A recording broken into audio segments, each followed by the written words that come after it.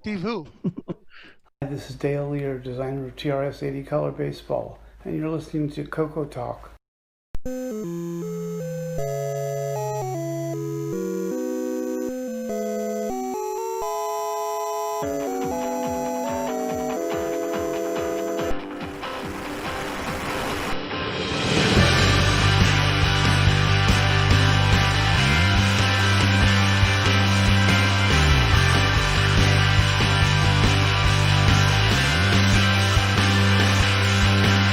CocoTALK is rocking the 8-bit world, keeping the tandy flame alive. We may be mocked, but we'll never stop, cause CocoTALK is rocking the 8-bit world.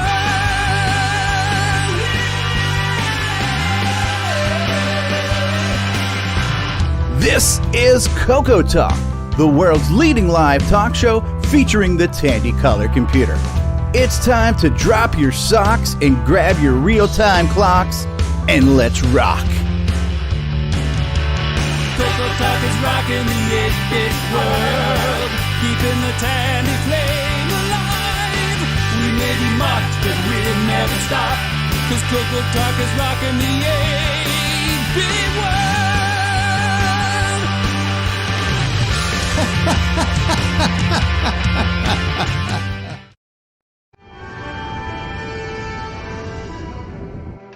The reading's growing stronger, Captain.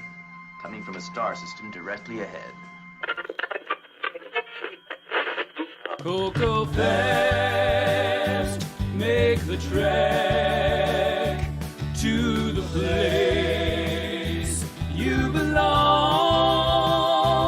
Illinois, Heron Point, make the trek. CocoFEST. CocoFEST, May 4th and 5th, 2019 in Lombard, Illinois. Make the trek. Touch the heron. Fascinating. Yeah, welcome everybody to CocoFEST or CocoTALK Live, the CocoFEST 2019 edition. Can someone check the YouTube stream? I'm in there. I'm dropping 60% frames right now. I'm in there. Ooh. The stream's got a red light. It's a little jumpy, Yeah, I don't but know. not terrible. Don't know We why. got a little bit of a bandwidth issue, have we? Or? Apparently, cable provider seems to suddenly dropped it today. All of a sudden. Maybe they know that CocoTALK is going live and they're trying. They got a conspiracy against this. I don't know. It was a mercy kill last week. Maybe we rocked the 8-bit world a little too hard. Okay. Like, it's not super jumpy. Well, it seems to be working, so let's not stuttery. worry too much about that. Yeah. Okay. It's just showing me the 62% drop rate. We got people in chat, so we're doing good. All Well, right. we don't quite have the regular crew here because a lot of them are at the CocoFEST. Ironic that they used a Star Trek theme where the first day of the CocoFEST is May the Force be with you day. That's right. Happy Star Wars Day. That's right. Yeah, that's good. That's just the way we roll. Yeah. Yeah, last night at midnight, TBS started showing 24 hours of Star Wars. And I was up at 3 o'clock this morning, couldn't sleep, so I had it in the background while I was working. All right. So getting ready by watching Star Wars instead of Star Trek. There's probably pretty close to 24 hours worth of Star Trek, Star Trek, Star Wars without repeating anything by now. Yeah, actually, they're not showing every single film because there's 24 hours isn't enough when you add the commercial time. Isn't enough. Wow. Far out. Yep.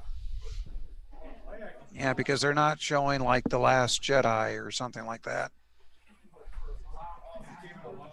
Yeah. Well, there you go. So Anyways, for you folks that are just tuning in, as I said, Stevie, the main host, he's off at CocoFEST, which is the annual get-together in Chicago. What annual number is this?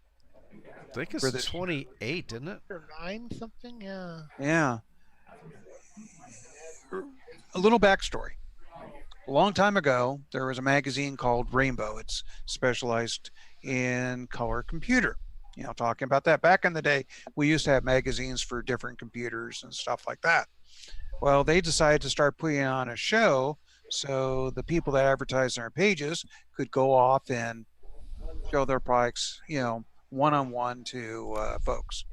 Well, I think Rainbow Fest lasts for what, almost a decade, not quite.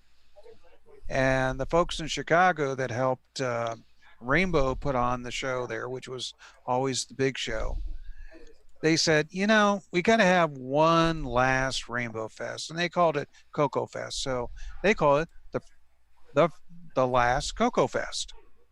Well, it was so successful they did another one, so it became a running gag for the last annual CocoFEST. And with it being on 28 or 29, as you can see, it's lasted a lot longer than Rainbow did with their own shows. But you've got a bunch of diehards in Chicago that put on a little convention. How many people go to this thing these days? I About think 80? there's about 80 at the There's moment. over Yeah. 100, yeah. It was over Yeah. 100 last year. Yeah, so actually that's the Open for thing what- is last year they actually had more than the previous year. They're hoping for 150 this year, last I heard, but I don't know what the official numbers are. We'll see what the final tout. Now I will say that at the Rainbow Fest they would have like 9,000 people show up, but that's a little misleading. If you bought a 3-day ticket, you're counted as 3 people.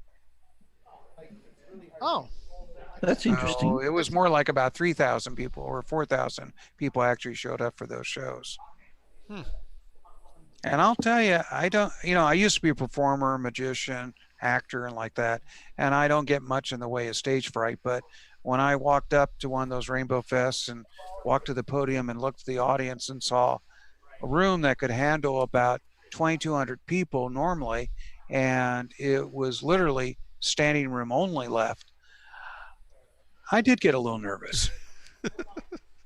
And of course, the other problem too at the time was Tandy told me what I could and couldn't do, talk about their next computer called the Color Computer 3.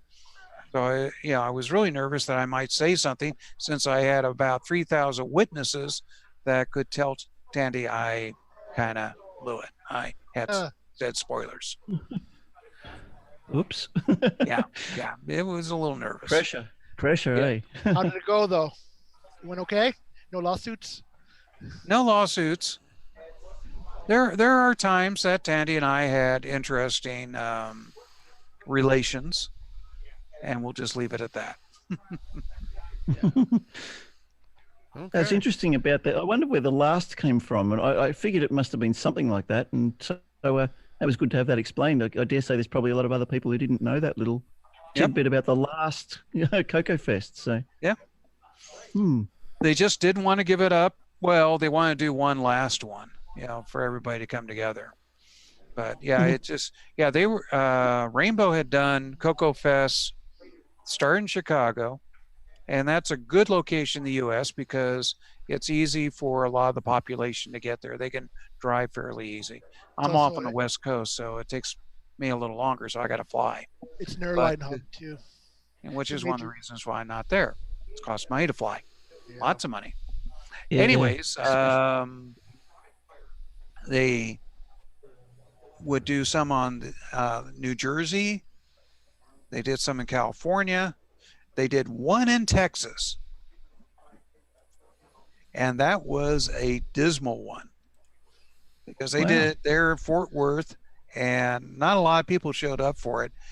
And I don't know who picked the keynote speaker for that one, but it was like one of the marketing guys for Tandy. And he was talking to everybody in marketing speak, and he assumed they were investors that he was talking to and like that. And I really felt sorry for him at the very end when he said, in conclusion, everybody applauded. They weren't applauding his speech. They were They're applauding applauding him saying it's over with. Oh, Yeah. Wow. Because he talked for an hour about marketing speak and inventory control, and it was almost as if he was talking to a bunch of store owners or something like that. Know your audience. That's Yep. wow. But no, they Oh, did here we go. this all over the place. So the fine folks in Chicago have been keeping this thing alive.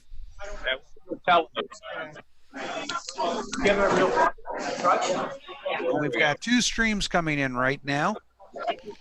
Yeah. I think one of them is from Coco Man, possibly. Yeah, Brian's got a static camera set up. Yeah.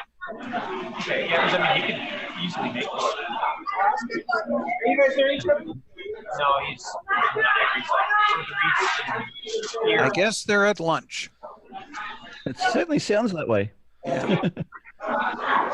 Yeah, Portello's or whatever the place is. Yeah.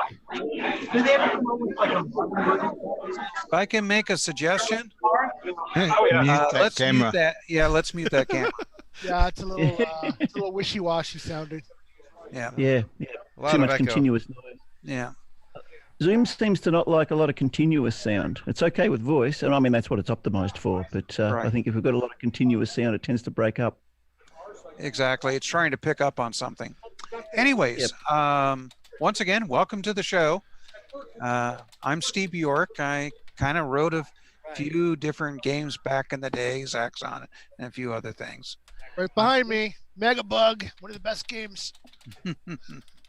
But let's go around and have everybody introduce themselves. Let's. Okay, I guess let me go That first. would be you. You're next. That would be me. All right.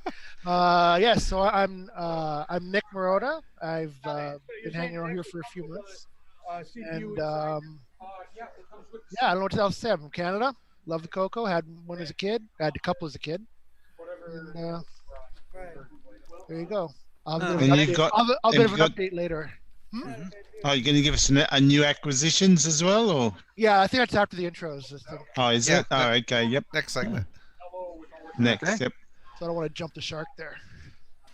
Well, let's go over to the middle left-hand corner there. All right, hello everybody from the land down under, land where that's not a knife, this is a knife, so something like that. I don't know. That's Hogan very gets funny cliche. every time you say that. The land, yeah, he does. The land of Vegemite sandwiches, the land of corrupt politicians that are about to be kicked out of Parliament. You'll hear about that on the world news very soon. I happen to have inside information about that, but I won't talk about that on CocoTALK because it will probably bore everybody to tears. Yeah. So it's once again, it's good to be here and to be able to be with fellow Coco fans, showing off our wares and talking about our favourite toys. So that's what we hope to do here today. Very good. Let's see. Can't tell what's in the center square there besides a dumpster fire. That's Richard Lobietsky, That's isn't me. it? I just Yep. came back from the pharmacy. Oh, Richard, introduce yourself. You're kind of a star. Oh, am I? Oh, okay. Yeah, I am voice on tech. If people haven't known that by now, and I'm the one that manufactures the boomerang board. Hence, that's why you got a dumpster fire. No, just kidding. Oh, no. Yeah. No, No, this dump- show is a dumpster fire. Yeah, that's it. But you were going to be at the show, but you went on a cruise and got sick, didn't you? Yeah. A couple of weeks ago, I had stomach issues, but I'm having respiratory issues, and so I just can't seem to shake this cough that I've been having, and so it was just best that I stay home. And I'm kind of glad I did, because last night I had a really bad episode, so that's why. Anyway. But That you're would've still been- represented at CocoFEST this year, right? Yeah, and I'm really humbled by the support that I have received by, a lot of friends have stepped in. They're demoing the boards, and showing support. And I'm trying, if people order from Voice on Tech, I'm doing free shipping for those who want to order throughout the fest. It's the promo code is CocoFEST This is only good on my website, not my eBay store, but the website itself. Okay. How long is that code good for? It's good till Monday. Okay. What was that code again? CocoFEST. Ah, okay. Simple there enough.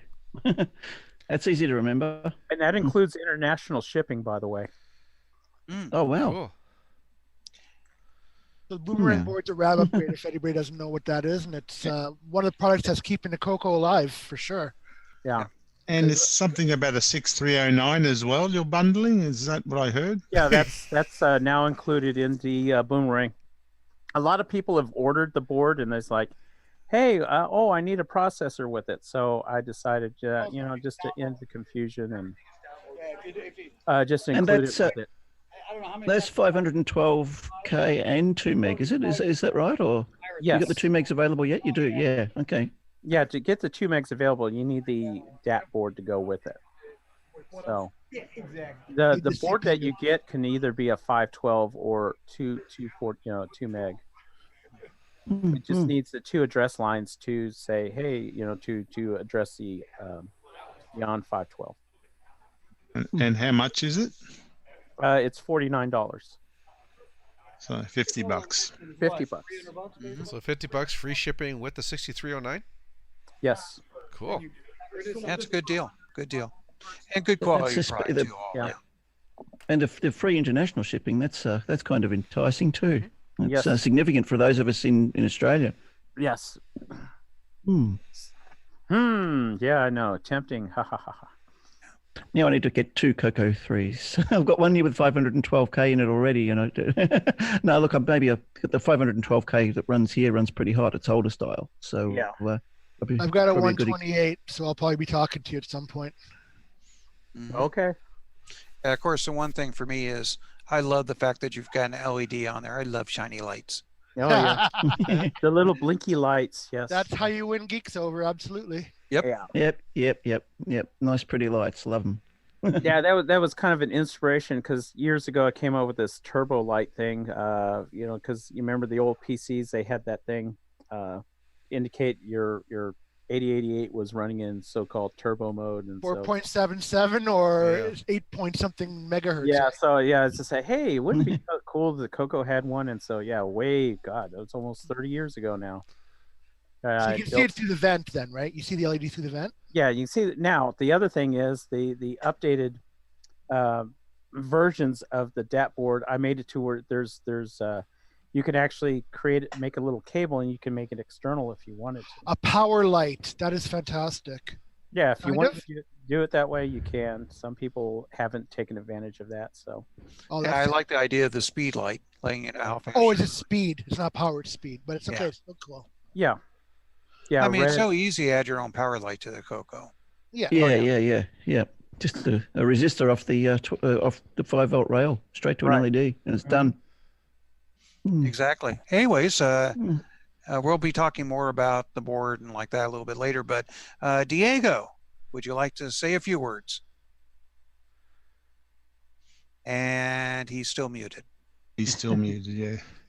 Well, Bruce, are you around, or are you also muted too? Yeah, he's Bruce is, he's off on an errand. I think Bruce's son is watching us, though. And I'm going to see if I can grab Alan, who is muted. It's a mute fest. All right, looks like he's trying to join us. Yeah. Everybody's speechless. Well, There while he we're comes. waiting for, is there? Oh, Alan's in his backyard digging holes. That's what I'm going to try to dig myself out of the. He's You're trying to hiding. get yourself out of the holes. Okay. He's hiding So the we got- bodies.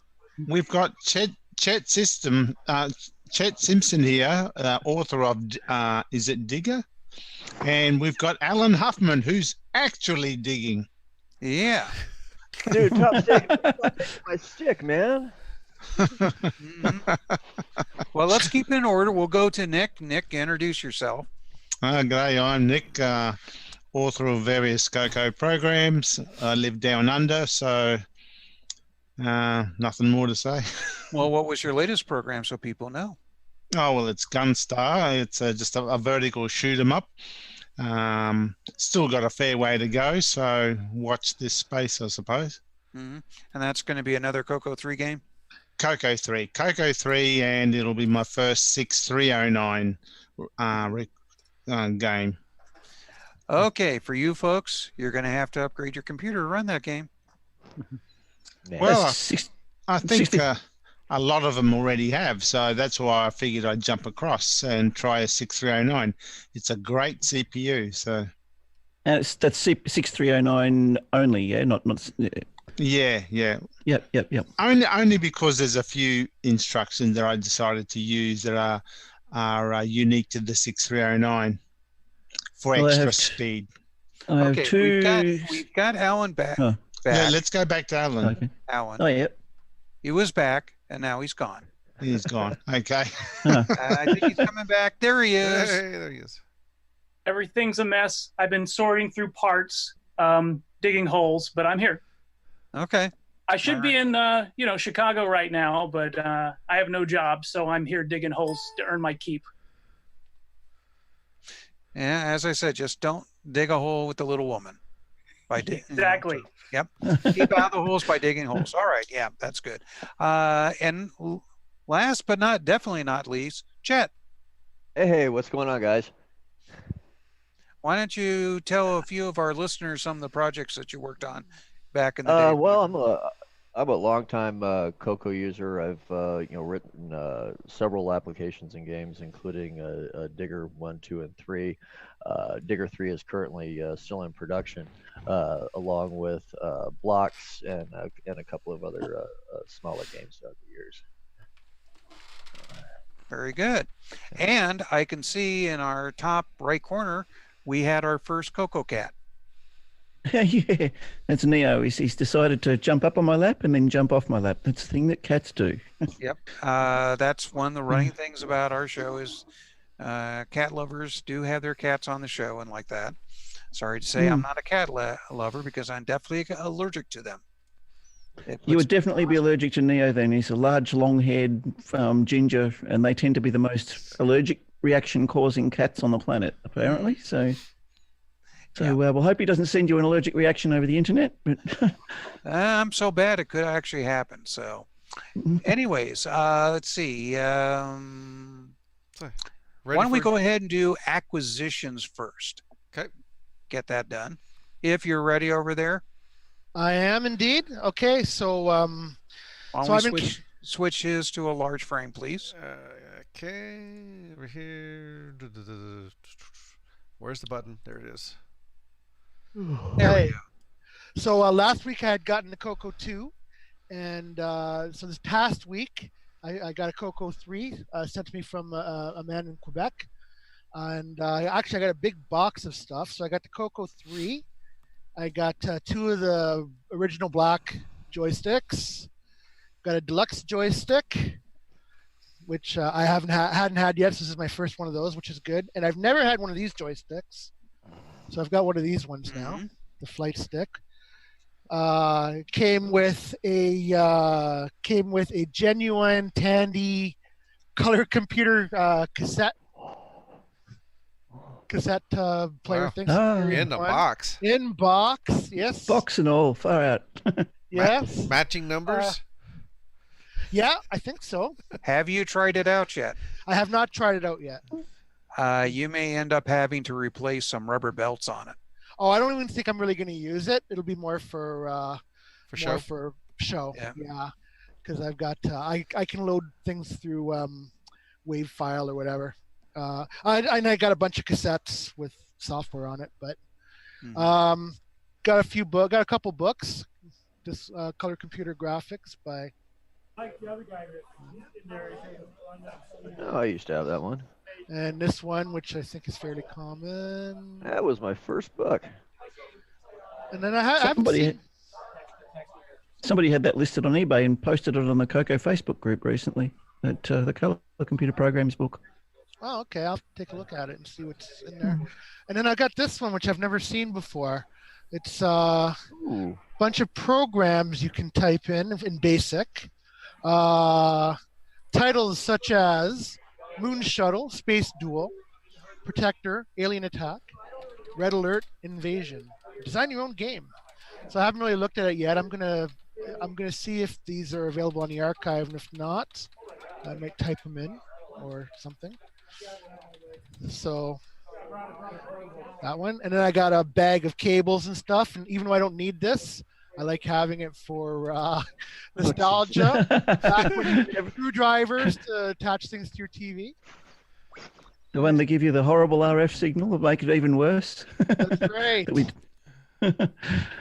And manuals, including in French, but I got the English ones as well. So yeah, it was quite a big haul. I was actually really surprised. I got a pretty good deal on it. We have a site here in Canada called Kijiji, which is supposed to be local, but luckily the guy was willing to ship, which I thought was really good, because I talked to another guy who wasn't. So you can't always get them to ship things on Kijiji, but I found this guy who was really nice and shipped, and so now I've got a really good collection. I got the Coco 3, which I'm really happy about, because there's some stuff I want to be able to play that. Because we know Quebec is a whole separate country. It almost was at one point. They may do it yet. Sometimes I think they still want to be, yeah. But yeah, so I'm really happy. Got a great jump start going on there. So I've got my Coco 3 connected just through Composite right now.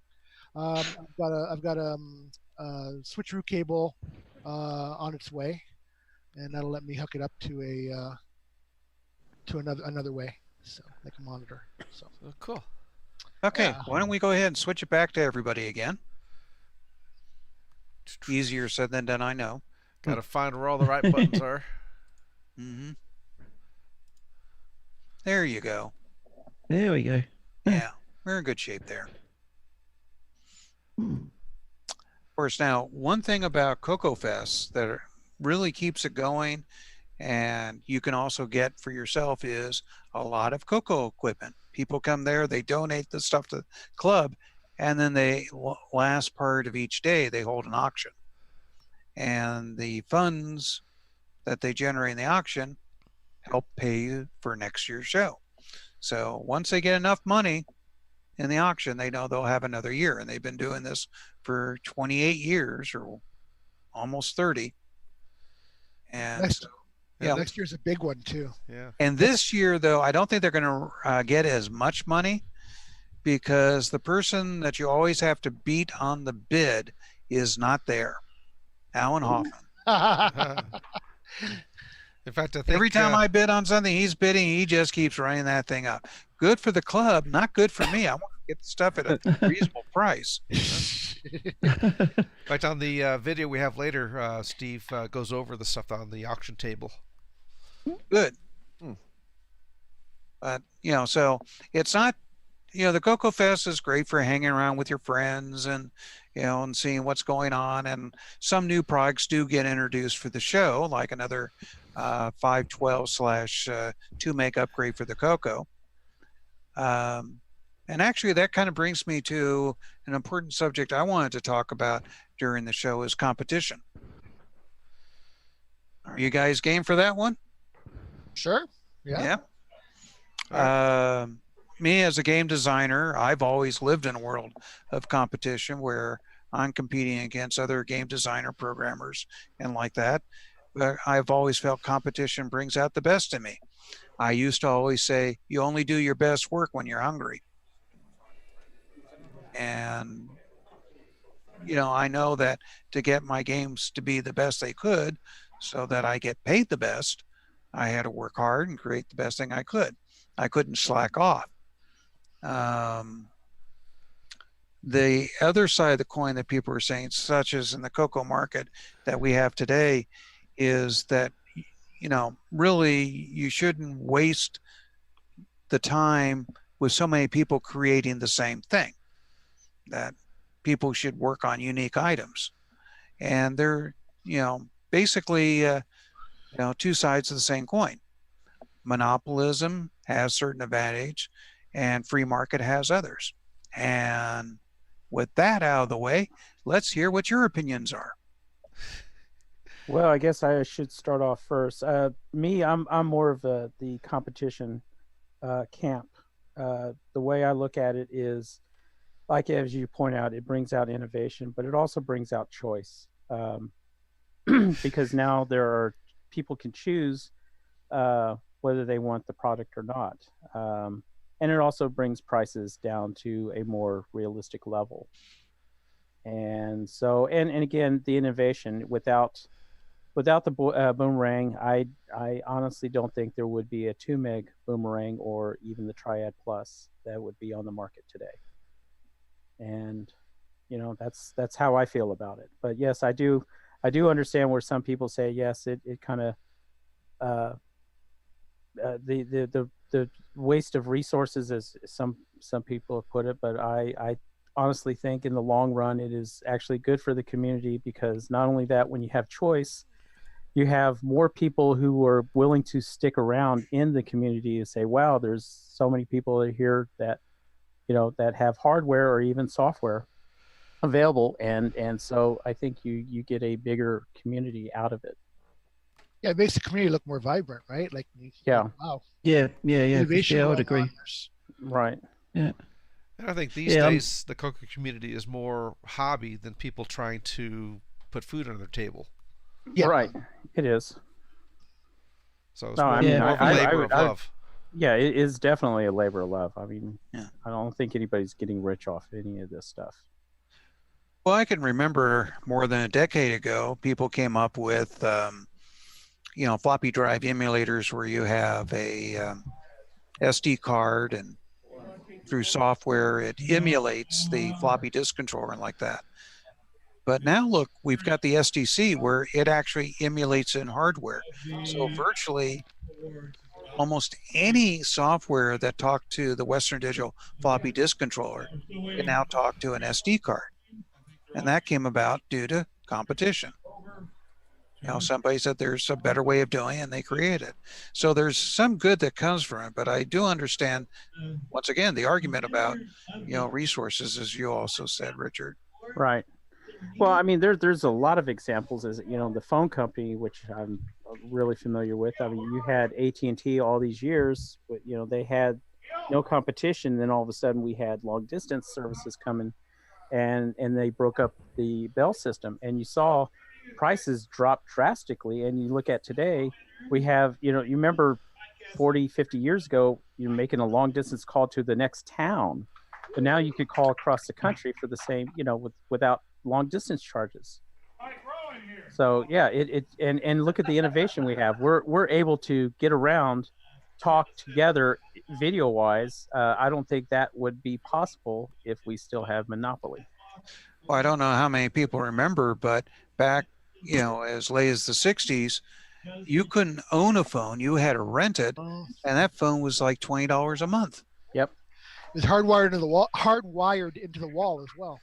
Well, the 60s, they were doing that here about 10 years ago still. Yeah. You can still get a landline, and you still had to pay rent on it. Yeah. Right. It's only fairly recently that everyone's got mobiles now. Yeah, what Bell did to and of course it was anti-competitive, is they said, okay, if you want to own the phone, you had to pay a surcharge. You could buy that phone, but you still had to pay a surcharge because we have to protect our, their argument was protect their equipment. But, the government saw through that and made that illegal as well. Well, the FCC basically said, well, you want to make a phone, you got to make it towards these specs, which is what the phone company said the specs were. Right. And all of a sudden that just opened. And of course, that's where Radio Shack made a lot of their money back in the later 60s and 70s, was selling telephones. Mm-hmm. Old-fashioned landlines. Right. Because nobody wanted to go spend $250 on a stupid old dial phone. Right. And the thing is, the phones never really improved. I mean, how many times did you have to sit there and take the handset and bang it on the table to get it to work correctly? Right. The old carbon microphones need recompressing. Exactly. So it's just like the technology never improved, and like that. I mean, I still remember when Touchtone came about. Oh, yes, it was a definite improvement. But the phone companies fought it tooth and nail because they had all these dial phones that they were renting for folks, and they didn't want to replace that inventory. And they charge you to use it too. Yeah, they did a surcharge on that. Yeah. So it was a funny video posted recently about maybe others have seen it, but they had an old rotary dial phone, and they were introducing it to some young kids and seeing if they could work out how to make a phone call on it. Oh yeah, and none of them realized. Yeah, they were all trying to dial the number first before they picked the handset up off the cradle, and nobody knew that you had to lift up the handset first and get the dial tone, and then dial your number. So it was just basic thing like that we took for granted back in the day, and it's funny watching people try and figure it out now without any instructions. I remember the first time I got a cell phone, and you type the number in first, then you press the dial. You know, you're basically lifting the handset. It was like, somebody thought this through. Yeah, that was new. You got to get the number right before you press the send button. Well, that's the thing is most of the stuff that we have is based on some form of competition. Now, once in a while, I'm going to keep going back and forth on the fence here, but if you got like a utility, you want to give them a monopoly because it's very expensive to dig the lines, put them in, etc. It's setting up the infrastructure. So, as I said, there's pros and cons to each side. And but I can also add another thing in there. Do you guys remember? Now I can't remember the technology, what it was. The digital lines. DSL. Not DSL. ISDN. That's it. Yes. Yep. ISDN. That was developed in the 60s and 70s, and it didn't come to fruition because Bell didn't want to really put it out, and then of course there was a lot of regulation to it, and again it was more suppressed. And then another innovation that came out was what they call the CLECs, which were the competing telephone companies for local phone service. And Bell, at least in Texas, what they managed to do was create a surcharge. Is if you if you called another exchange, to another, if that phone was hooked up to a CLEC, there was a 3-cent charge per minute. It was pennies, but they couldn't charge the consumer. This was internal. So what the CLECs did to counteract that is they started offering phone service to the ISPs. And I was an ISP, and the phone lines were extremely cheap with those because people would dial into us, and of course they got some money, but they got a lot of money off of Bell because since they were online all that time, they Bell had to pay to keep those lines connected. There's when utilities are concerned, I mean, in Australia we had in like the 60s, 70s, and even the early 80s, we had some of the cheapest electricity in the world in South Australia and in Victoria and whatnot. And these days in South Australia, our electricity utilities have all been privatised, and our phone utilities have all been privatised illegally too. By the way, government did it all illegally without the people's permission. And now we have some of the most expensive electricity in the world. In Adelaide, here in South Australia, it's 45 cents per kilowatt hour for electricity. So I put solar panels in, and my solar rig has paid for itself within 2 years. I mean, you wouldn't be able to do that years ago. It would have taken 20 years to pay that off. Right. But at today's rates, it's a no-brainer to put it in. And yet, if we go back to the cocoa, we talk about, this is a show about cocoa. We're talking about competition here. Competition in cocoa land, I would agree with others, I think is a good thing. It gives you more choice, and people have to keep the quality up if they want to keep selling their product. Because people, especially in our crew, in our circles, we're tech savvy people. We look at its specifications and quality of products and whatnot. I mean, when I was doing the thing that got me involved in the cocoa community again all these years later was I got my Cocoa 1 out, and I was replacing the faulty RF converter, and decided to work on a decent composite mod for it. I didn't even realize that other people had already done it. And so I started working on it. Then I found the Coco group on Facebook, and other people were interested in what I was doing. And I had no idea that Ed Snyder and Brendan Donaghy had done the Coco VGA, which I'm now running in the background here. And Ed has also done a high quality composite mod as well that he sells on his website. And yet, when Ed was really supportive of me when I was doing my composite mod. He was really interested in the way I was doing it, and my main qualifications are in electronics. So I've got a background going back 35, 40 years in electronics. So my aim here was to produce the very best Coco composite mod output that I could get out of a Coco 1 using the minimal required components. So I set myself a target there and designed it to work equally well on the PAL versions and the NTSC versions, and that was what got me back into the swing of things with the Coco community and connected with everybody else. Others here on the panel tonight or today, whatever you want to call it. It's 4 o'clock in the morning here. So yeah, it's basically competition was a good thing as far as I'm concerned in this world, in what we're doing. Well, some people say also if we didn't have competition, we probably wouldn't have had a man on the moon as quickly as we did, because you had two major factions of governments competing with each other to see who can get a man there first. And you also have to think of the offshoot of all the technology that came from that too. Yep. Yeah, for sure. Definitely. Well, speaking of technology, I was over at UCLA back in the early days of ARPANET like that, and they used the new thing called packets to send information like that, and they were demonstrating it to the folks at AT&T, and it crashed first time during the demonstration. They didn't want to see packet switching work because it wasn't compatible with their network. Sounds familiar.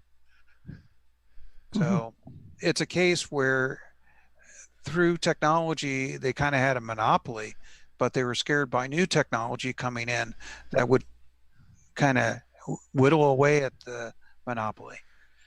It sounded like the touch tone versus dial. That's what I meant. NTSC, sorry, not NTSC. Betamax versus VHS, another classic example. Yep. And VHS won out not because it was a better quality standard, but what it was is the fact that they were willing to license it at a reasonable price to all the other manufacturers. Yeah, Betamax was actually a technically better quality. It was based on Sony's Betacam. It was the domestic version of Sony's professional Betacam. Yep. But now, Chet, you've seen some improvements in the area that you work now, right? Oh yeah, absolutely. And I wasn't sure who you were talking to then. Yeah, I would say, Chet, that your area, you got a lot of competition, don't you? Oh yeah, I mean we're within the gaming industry, particularly with internet gaming. There's a tremendous amount of competition out there. In fact, I mean there's you can easily saturate your own market if you're not careful. I mean, we have three or four different applications out there. You don't want to go too much more than that, because then you start getting way too much content out there, and there's all of your customers get spread out. And then you've got other companies. I mean, we just acquired another game studio here not too long ago, which is actually one of the reasons why I haven't been around lately, is I've been having to deal with that kind of stuff. So, and even in the land-based market, I mean, we're if you take, for instance, something like Wheel of Fortune, hugely popular game. It was #1 for well over a decade. And one of our game designers came up with this product called Lightning Link. It's actually a whole series. Completely displaced it. We had it was like the top 18 games just out of that series in Australia alone, out of the top 20. So, and then that actually carried over to North America. So to actually have a game like that in all of those different markets and be so successful, I mean, the only reason why those games exist is because of the competition that we have with our competitors. Well, would you agree with the assessment that I made that when you're hungry, you work a little harder? Oh, absolutely, absolutely. I mean, that's a double-edged sword too, because when you're hungry, you want to go out there and do something, but you also, like I said before, you risk saturating the market, because if you've got 3 or 4 products already out there and you come out with, say, 2 different similar ones, you're eating away at your own profits. You're eating away at your own efforts. Well, we all know what happened to Osborne. Yeah. They pre-announced their next computer, and that killed the current sales, and they were developing the new computer using their current sales. And that's a case of competing with yourself, killing yourself. So I can definitely see what you're talking about there. With your thing is you don't want to slice up the market too much with your own products. Yeah, I mean, customer acquisition is a huge industry all in itself. I mean, we have data scientists that that chip away at every piece of information that we've got in order to attract new players. So there's a whole lot of stuff that gets involved, and I mean that there's a tremendous number of people involved in getting that kind of stuff done, and that all of that happens behind the scenes that you never even think about. Well, I think the general consensus from the panel is competition is generally good, but with anything, there's pros and cons to an issue, and like that. The thing that I've seen with the Coco community is new people have come in and started creating new products. It's caused innovation, rapid development, and people sit there and say, "Hey, look, this is not a dead community. We've got new products being developed." So I'm in awe. I would never have gotten rid of my stuff had I known that today there'd be so much pushing of the system beyond its wildest dreams, So it's awesome. I really love my SDC. I can put a little cartridge in, a little SD card in it, and I've got tons of programs on there, and I don't have to worry about floppy drives that are going to fail on me. Yep. And you don't have to worry about failed cassette loads too, sitting there for like 10 minutes, or not 10 minutes, but a few minutes, and waiting for your cassette load, and then IO error. And it's like, oh no. 3/4 of the way through the load. Yeah. Although I have to admit, using a netbook as a modern day cassette player is kind of funny. That's what I've been doing. Well, what's kind of funny too is when I started developing on the color computer, we didn't have floppy drives. So you could imagine me writing a program in assembly, saving everything out onto cassettes, loading it on the same computer, and testing out. No, I did not do that. That's a complete waste of time. I had 2 computers, and what I would do is one computer would have all the code in it. I would tell it to assemble the code and save it out the cassette port. Then I had another computer that would hooked up to the cassette port that would read the data in. Talking about, compared to modern technology, how ancient and archaic that is. But considering there was no floppies for the Coco, it's the best thing I could come up with. And up until Zaxxon, that's the way I developed code. About the time Zaxxon came out, or a little bit before that, we finally got the floppy disk controllers. Cassette port networking, eh? You got it. There was no Facebook to jump onto while your computer's doing other stuff either. No. There was something. How about CompuServe at $12 an hour? Oh, there you go. But the cassette port networking, that's something I've been doing myself lately. I've got 3 Coco 1s here, and I've got a Coco 3 now, and I've only got 2 Coco STCs. There's one of them in the background here. And I've wanted to send a program from my main Coco 1 here to another one to run 2 sequencer things from a modular synthesizer. So the easiest way to do it, like you said, is just to connect the 2 cassette ports and link the 2 together. Yep. Oh, like a crossover cassette cable? Essentially. Yeah, just basically, headphone output to microphone input on the second cable. Just even a 3.5 mil joiner, and plug the 2 in literally together, and it works fine. I never thought of that. Yeah. Yeah, it works well. Yeah, they used to have boxes back in the day where you could plug into one, and all of the students could plug theirs into it, and the teacher would do a C save or C save him, and then all of the students would be a C load, and it would copy it all down to all of the different computers in the class. Yeah, cool. I still remember getting my first T-Base 10 network card for my computer, my PC computers, and I'm going, oh, this is great. This is so fast. It was 10 megabit. Yeah. It wasn't gigabit. It was 10 megabits, and I thought that was fast. It was original USB 1 speed. That was around that, wasn't it? 12 megabits a second or something? Oh, no. It was much slower. It was like... one or two, wasn't it? I would say, yeah. Oh, I must be thinking of 1.1 was 12 megasecond or something, I think. Yeah. Megabits, not megabytes. Yeah.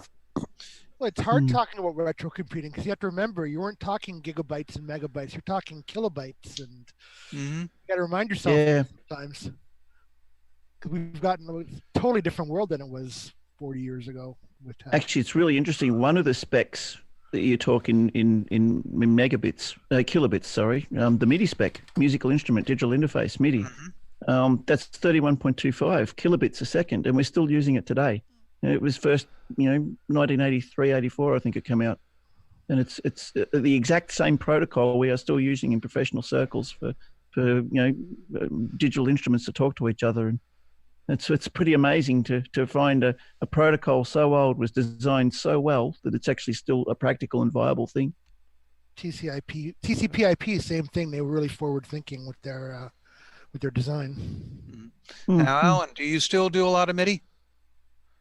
Actually, I got rid of all my legitimate MIDI hardware. Everything's just done with virtual synthesizers and USB keyboards now. So I'm in awe of the picture he posted recently. The Davis new arrangement. I take that back. The only MIDI equipment I still have is a Coco MIDI interface with all the ports and stuff added to it. So I still have that, just nothing to hook it up to. Yeah, right. What VST do you use? UHE's Diva and others like that, I guess. No, I just use GarageBand and Logic, just the stuff from Apple, just real simple. Oh, the VST's built in. Okay, yeah, right. Cool. Hey, Alan, can you sing the CocoTALK After Dark song jingle? I'm working on an unplugged acoustic version. Oh, okay. Cool. You'll have to do a duet with Nick on ukulele. There you go. Great. This is a ukulele free show today, by the way. This is why I withdrew. Yes. No. Just saying, it's right here if you need it, Steve. Professional ukuleles. Yeah, the best sound that ever came out of a ukulele is when it goes bong as somebody's crashing it. I thought you were going to say goodnight, show's over. Yay! No, I heard way too much ukulele back in my days when I worked at Disneyland on the Jungle Cruise. Trust me. You would have heard that would have been poorly played ukulele, though. There is a difference. I don't play Hawaiian music either. I play, but anyway. Oh, that was the age of Tiny Tim too. Oh, see, he ruined it for everybody. Are you still trying to get appreciation for your ukulele skills? I am. It's never going to happen. But move to Hawaii, man. I guarantee there will be people all swarming all around you. You just bust that ukulele out and just jam on it, man. People will be all around you. All I know is how many D-bags play guitar these days too. So. Well, I think we pretty much covered the discussion on the topic of whether or not competition's good. So, about ready for our commercial break? Yeah, why don't we go ahead and do a commercial break, and then when we come back, we'll figure out where else we're going to do in this dumpster fire of a show. Okay. You are watching CocoTALK, the world's leading weekly video podcast featuring the Tandy Color Computer. We spread the love to the past, present, and future for all models, including the original color computer, the Coco 3, and the world-renowned exclusive French-Canadian Coco 2. Hi, I'm Tim. Playing Dagger like that idiot from the book. You're watching CocoTALK. I'm actually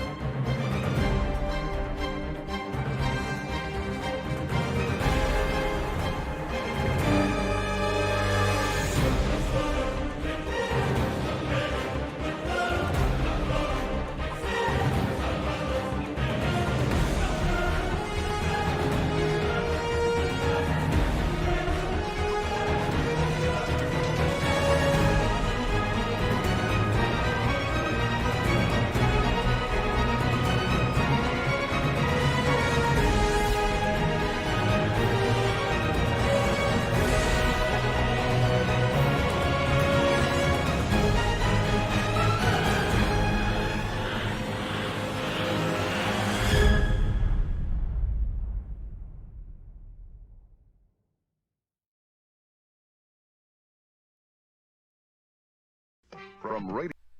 Whoops. There we go. And we're back. Mark is my friend. Mark is the one running the stream and the media and stuff. He's my friend. Well played with the placement of that commercial. That was perfect. It was. We love you, Steve. It's all done for fun.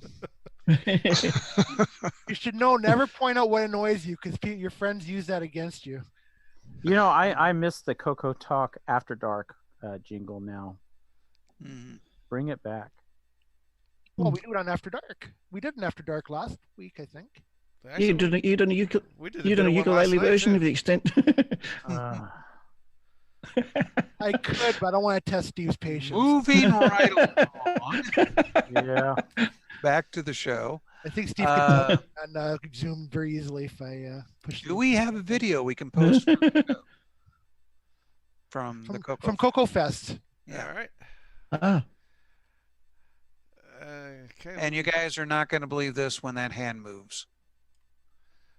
I apologize for talking too much during this video. I didn't know it was going to be broadcast. So my apologies ahead of time. Oh, let me hit this. What is this? Pull my ear segment? He's showing his. Oh, there. Okay, I see. Oh, I see Mark B's feet of Steve. Yeah. A little arrow. Oh, there's Steve. I see Steve. You see my new earrings? Yeah. This is the new Boomerang Rev 3 board. Okay. You shouldn't forget anything now. Nah. Those are awesome. Got a real-time clock too. Good. Oh, you'll never be late. What time is it? Yeah, it's been chipped. Time to come to CocoFEST. I'm living through you this year. Hey, do you guys know Terry Steen, creator of Balloon Fire? Let me introduce you. I actually don't.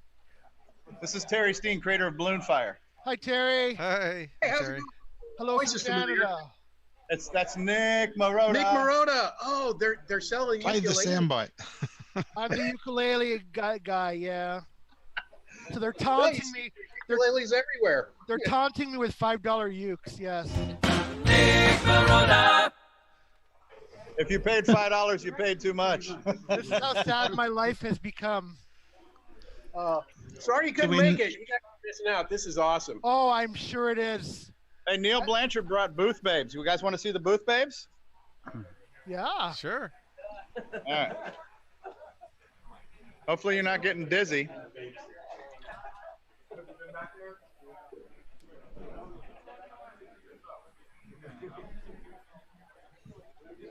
Where? I'm going to go around the other way. Hey, that's Tim Thayer, the Slayer. Paul Thayer. Paul Thayer, the Slayer. Paul. The Slayer. Paul Thayer, the Slayer. Hey, everybody. Paulie T. Don't hate the play. That was the wrong finger.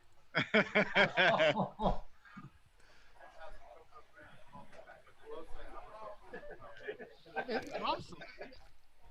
There's legendary game designer Rick Adams. Rick Adams. Hey, Rick. Thank you. You're too kind. William Astle. Is the team? Ask Rick about his charts. It is.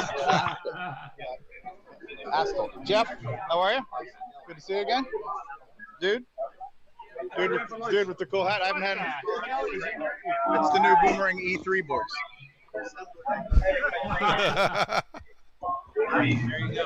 Starting a fashion trend. Oh, whatever. Dan Frogger if we have to. Or we can do that too.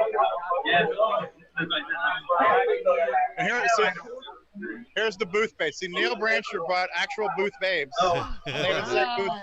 Sure. What do you think of that? Live on the internet. Nice. And here's Neil Blanchard himself. Neil. I don't think we've really met. We're live, yeah. Nick Marotta says hi, fellow Canadian. I'm from near Niagara Falls. I grew up near Niagara Falls. John W. Does that make Neil the pimp or what? Hey, John. He should be wearing a fur coat. Alleged game designer. I don't know. What qualifies to be a designer anyways? Alleged game designer John Linville, everybody. Hey, John. These games are sound kind of sucks. This is the new Boomerang E3 boards with the Rev 4 and the DAT. So yeah, this one does 19 gigabytes of RAM. unbuffered.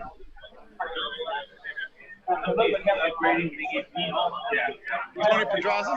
Yes, I am. Booth Hey, babes? Tony. Yeah, good for the booth babes. Hey, ladies. Booth babes are good for rating. The one on the right's the glitter girl.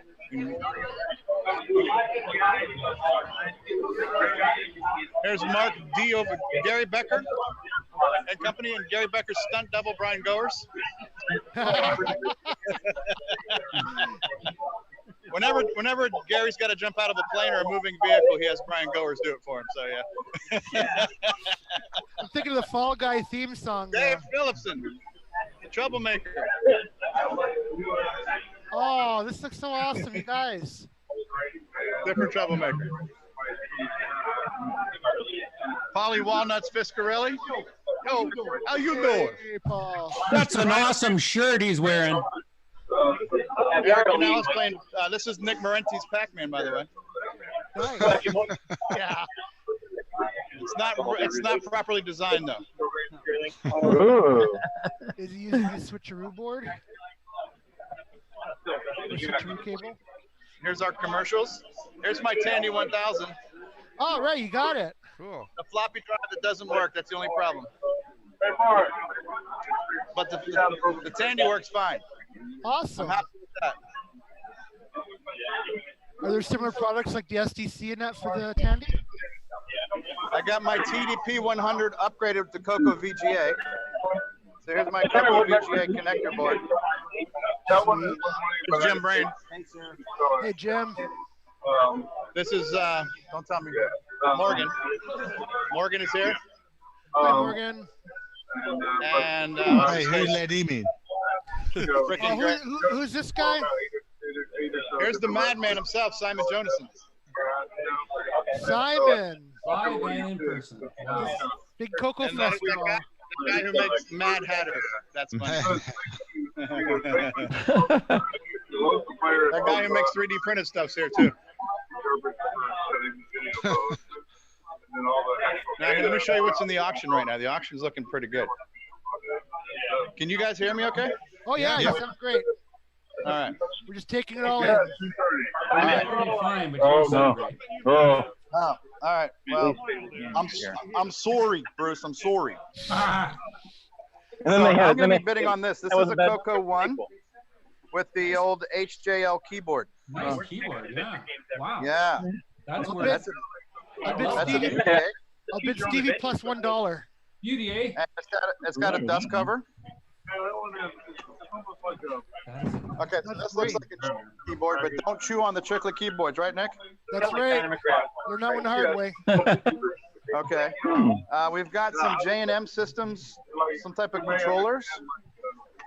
I don't know what they are. Speech systems control. Oh, this is a Y cable. I don't know what that is, but we'll find out. Now, I want to bid on this too. This is the Lance Leventhal 6809 book. And I think they've got another William Barton book. Oh, I remember that one. What's the MS DOS book? I've got a few of those. Now this is Spectaculator. What the hell was Spectaculator? Was that a spreadsheet? Yeah. Spreadsheet, yeah.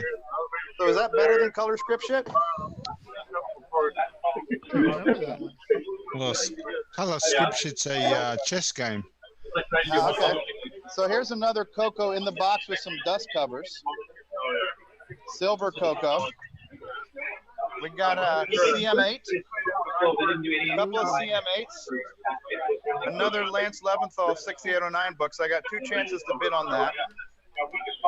We got some Jolt Cola. Is that for auction? Is it? Yeah.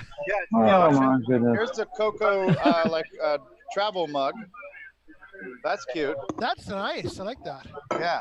Did anybody bring the Diet Dr. Pepper? Yeah, David's got 8 2-liter bottles of it, and people brought him a bunch of 1-liter bottles too. Could I get an autographed can by David Ladd? Yeah, we're gonna get an autographed Diet Dr. Pepper from David Ladd. Put that in the auction. Awesome. Is that deluxe joystick up for sale? Or is that part of the system or what? Oh, here's a 60. Look, another HJL. Look at this, 64K Coco with the 64K RAM badge. That's going to be a Carlos Camacho. Wow. No, it And then really. it's Oh, yes, it is. And it's got a Coco 2 keyboard on it, the better Coco 2 keyboard. Extended color basic? I don't know. Who knows, eh? And we have a Dell CRT monitor here. Looks pretty good. You need extended color basic for 64K for some reason. Yeah, that doesn't look right, Ron. This is a Gravis joystick. It looks like it's got the PC interface on it. So this is like for the old 15-pin game pads that plugged into the back of your sound card. Yeah, I remember those days. And this has got a handful of buttons No, and knobs on it. So I had a Space Invaders clone on I'm there not sure for a if while. it slices, dices, and Juliennes or not. It's got knobs though. Yeah, so I think this is from possibly Eric I don't know. Canales. But we have a big-ass laser disc player. Oh, Look at the size of this remote. No, I don't think I've done that one yet. This looks like the size of the hemorrhoid that Grant Leedy had surgically removed from him recently. That's like the ones on the Flintstones where the bird flies out and goes over. Yeah, right? Yeah. But this is the widescreen edition of Star Wars Laserdisc, the unspecial edition of Star Wars. Unbastardized version. I think that Yeah. control, the controls for the actual satellite overhead. Yeah, it might be. Yeah, I don't. There's some of the fine folks at Glenside. Hey, Glenside. Frank Patel. Thanks for keeping Coco live. I'll bid on the money. Yeah, Nick I wants was to bid on the money. Yeah, I was that. Do I hear a nickel? There was something. I'll start at $10. Apparently it's 4. No, I saw 4. I haven't. This is the registration area of CocoFEST. Hey, everybody. Hello, We got guys. Rich, John Mark. Yeah. Okay. $2 Yeah, I just that's bought a it for starting fun. bid. But people are Somebody willing had to to go. have it in here. That's a steal at twice the price. And here's free candy. You guys are missing out on free candy. I'm booking my flight right now. You like my earrings? My second switch. They're gorgeous. I All right. do. And so There's this is a little break area. Leave it at home. There's Carl with the K. This is great, Stevie. 35. Yep. This is where we're 35, going to have our supper tonight, the barbecue, the catered Of course I barbecue do. buffet. Tell me if you will. 15, no problem. Yeah. I gave some to Brian. He's gonna There's go Brian Weasler, the guy who gets all the good shit off of eBay.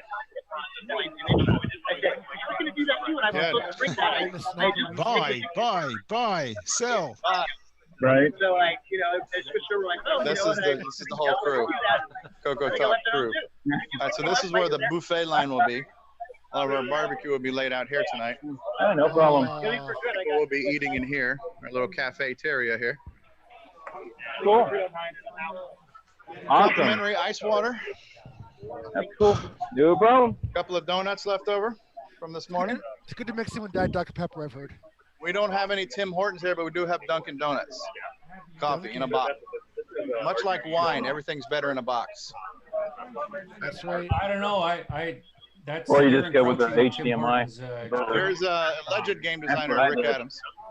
Rick Adams. I just had to switch to the Is that the guy associated with the last Ninja disaster? RGB mode. They're asking if you're the guy associated with the last Ninja disaster. Yes, I am. He's one of them. And then the other cable over is a Wallaby, and that's how I'm running both monitors. So All right. I think we're going to go to Portello's. yeah, it just started out as a project for my brother. He wanted to get back.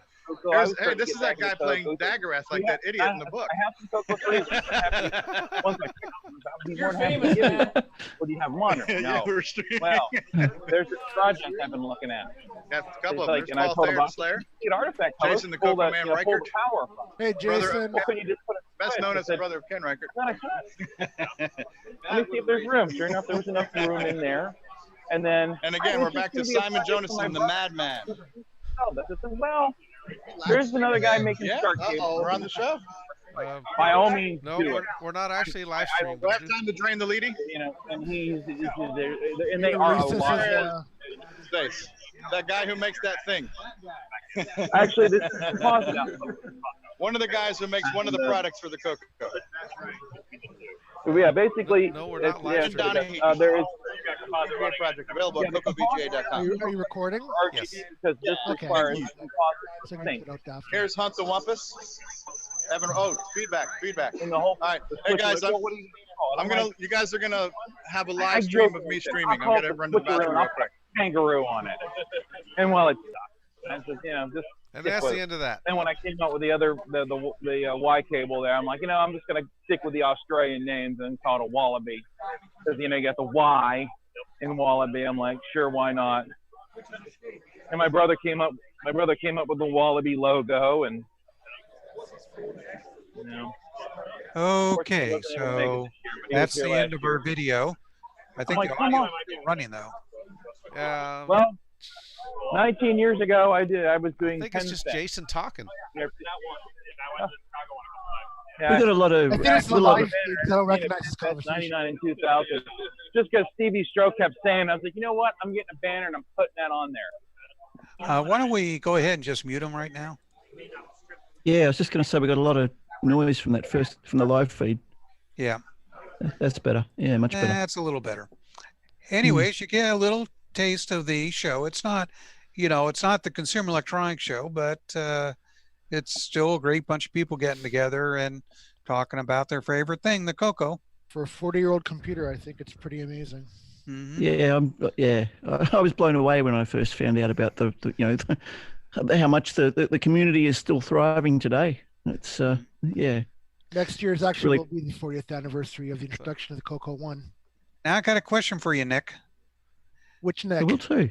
Yeah, well, the Nick that was talking so much during the video. You do realize that the only person that could hear you was Stevie.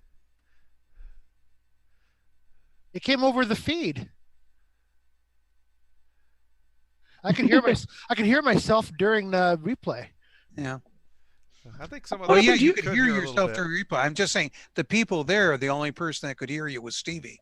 Oh yeah, okay. Well, that's even better. Yeah. Thanks for pointing that out. I appreciate that. Yeah. What's happened to your video feed, Nick? You're gone to a. I put myself on still frame during the. There we go.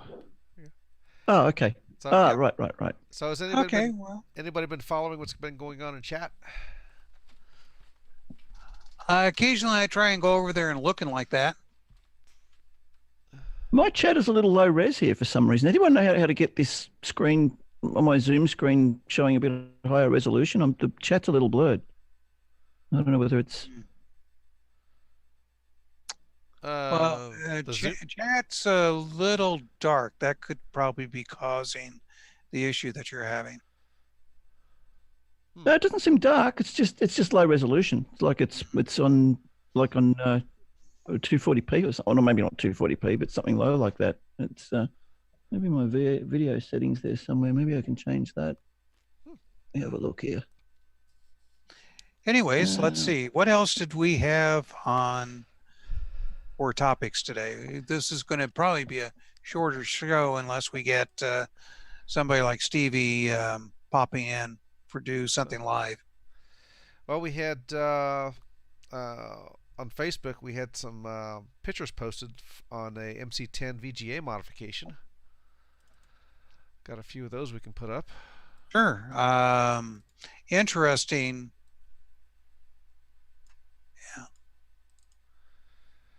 Yeah. No narration with it, but looks like this is a little bit of the before. And where is my button? There it is. Wire on the back. Looks like he's pulled out the VDG. Mm-hmm. Not sure what he's showing here. Anybody else interested in pointing out video display generators on their Coco devices? Be very careful. You don't want to destroy those chips. The supply is not, they're very tight supply right now. Like this one was looks like he clipped it out. You're talking the 6847s, you mean? Yeah, 6847s are, they haven't been made in decades, and so it's just whatever happens to be sitting around. Looks like he's got it wedged in under there. And the Coco VGA needs the 6847 as well. It doesn't replace it. Mm-hmm.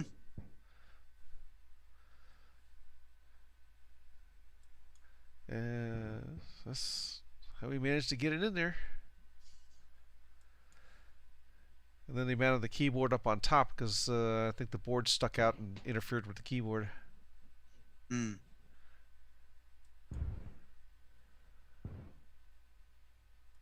I'm sorry. What are we looking at here?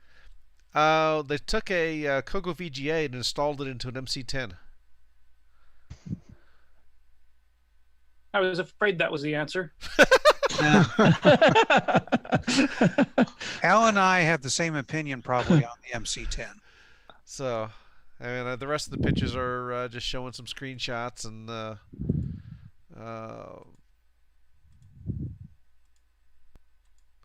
well, memory tests, I guess. Yeah. So, that's pretty much what was up there on that. Well, see, my problem with the MC10 is that usually companies come out with better computers, not worse. And the MC10, used a subset of 1609, the original 6800 style processor. 1609 is a definite improvement. Limited RAM, limited graphics. It was definitely, no way was this a quote unquote better computer than the Coco. It was definitely going backwards. So I had absolutely no interest in it. When they came up with the Coco 3, I was definitely interested in that product because I could improve the quality of my games. They're going for budget, right? A budget computer. I think they were trying to compete against the Sinclair at the time when the Sinclair dried up. Yeah, exactly. Well, see, people started realizing the Sinclair wasn't as good as the other computers that are out there. And also, you weren't saving that much money when you bought a Sinclair. And when they came out with the MC10, wasn't it like $180? Where a Color Computer 2 64K wasn't much more than $40 more expensive. But one of the things about the MC10 compared to the Coco was that you could put more of them in the same space of you could put more of the product there. So that was one of the restrictions of the Radio Shack stores, was how much storage space you had in the back for product. And you could put more Coco or, these MC10s. I think you could put 2 or 3 of them in the same space as one Coco. So there was all sorts of weird things that Tandy was dealing with back then, and Radio Shack was doing. How much storage space they got, how much pegboard space. Sounds like why did Tandy do that? Yeah, they were dealing with a lot of that stuff back then, and how did the Alice relate? I know there's the Alice, which is a clone, or is it a clone, or how did it relate to the MC10, business wise? Well, it wasn't really a clone, was it? It was actually an MC10, but did it Tandy was. Sell it? I don't know if Tandy sold it, but I think it was. I don't know, some other company. It was sold to some other company in French. I think it was a French MC10. Mm-hmm. It was red. It was red, and I think it had. Did it have RGB or something, or some better video or something? Yeah, it's still a doorstop. Yeah. But you all have one. You mock it, but most of you have one. So I don't know what that's. I don't have one. I know you won't. I only have one to stop anyone else from buying it. It's a mercy purchase. That's right. You're humanitarian, Nick. So yeah. So I see over on YouTube, Retro Man Cave came out with part 3 of the Rise of the Dragon. Oh, good. So, actually, Steve usually mentions we have a few people in chat. We have Joe Burnett. We have me. Avril Bess was here. Ken Reichert. We have a few people. Surprised. Jay Brevin, Ken. So yeah, we have a few people in chat. Yeah, 11 of us watching there. So. Yeah. Has anyone got any questions on the chat that we could probably answer? Nothing that's not facetious right now. which is part and parcel for chat. Well, we had a few comments about the competition segment. Comments about how long distance was ridiculously expensive back in the day. And the cassette cable crossover. Yeah, that got a that's a brilliant idea. Pure genius. So you're a genius, David. There was two of us that were talking about that one. Yeah. For me, I wouldn't call it genius, even though I was doing it. It was just a simple fact and necessity. How could I save time? And when you're coding for a living, time is money. Yeah. Yeah, the necessity is just definitely a necessity thing for me too. You know, not even to unplug the. Even now, you know, I'd have to buy another Coco SDC if I wanted to do what I'm doing with the two Cocos. Hey, did anybody ever do cassette phone file transfers commercially? Because a buddy of mine in Houston, when I moved to this little tiny East Texas town, I think I had the only computer in the entire town at the time. He had an MC10, so we were writing programs together, so I couldn't use a lot of the extra commands because we wanted it to run on both machines. And at one point, he had a checkers game that he had gotten from somewhere, and he saved it out in ASCII and held his phone up to the speaker, had the audio on, and I recorded it on my end across the phone and was able to load it into the color computer. So that was 1,500 baud on a like 1984 crappy East Texas phone line. And I wondered if anybody ever saw that as a product. Wow. That's pretty impressive to get that happening without an I/O error. Yeah. I don't think it's so much as a product as it's definitely a good hack. Yeah, I mean, I could have just seen if we had this audience today, back then, somebody would have an adapter that you set your phone in, and one guy typed C load, the other guy typed C save, just like those classroom things. An acoustic cassette adapter. It's like the old acoustic coupler modems. Yeah. I remember that scanner that you made out of that printer also. That was built by Carl England. Yep. And that was the coolest hardware that never came to be. I just thought that was the funnest thing. Yeah. As I said, hackers gotta hack the systems. Yep. It's part of our DNA, isn't it? Yeah. I still remember taking a aircraft controller joystick system where you got a yoke and everything that was designed for the PC, and I modified it so it'd work on a Coco. I had this space game I was thinking about creating, and I wanted some good controller for it like that. Did use it on Steve, Warfighter 3D. Yeah, didn't you have like the biggest Coco input device ever? Didn't you have the controls of like a 3-wheeler or 4-wheeler hooked up to a Coco for Desert Rider? Yeah, that was for Color Expo 87 or something like that. We had gotten a 4-wheel ATV from a local dealer for use in trade for a sign saying, it's from him. And went through and I hooked up the brakes, the gear switch for jumping, and what else? Oh yeah, of course, the throttle. So you could ride the thing, and I had a big screen TV put in front of it and basically made it into an arcade game. Though I had problems trying to get it to work on Sunday because the quote-unquote security guards decided it would be fun to run the vehicle around. Now there was no gas in the vehicle, so one guy had to push it. But then, I come back the next day, I go, why is all my equipment detached from this thing? Ah. Yeah. But yeah, that was that. And I also Gonable 1 at that show was inside of an Defender's arcade cabinet. So you could play Gonable 1 as an arcade game. Oh, wow. That's neat. So yeah, that was an interesting show. And talking about hacks.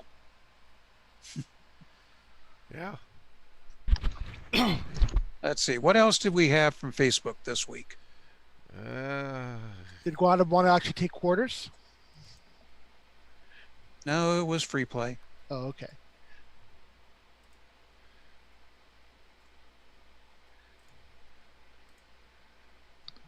Everybody all talking at once. Yeah, well, somebody's checking up what else we had on Facebook. Oh, I was away, so. Yeah, let's see here. Lots of CocoFEST talk this week, obviously. Make sure the camera is in. Okay, so this thing has sorted really funky here. Well, you know what? Since I'm looking, we may as well look together, right? Right. Sure. Bruce is back. Hey, Bruce. Hey, Bruce. Yay! What'd I Bruce is miss? back. Yay! Or A. Do you want to introduce yourself, Bruce?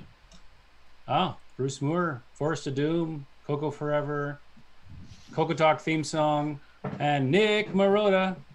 Yes, he made a wonderful jingle for me, which I'm choosing to like, even if it was made to taunt me. Choose to like. Very good.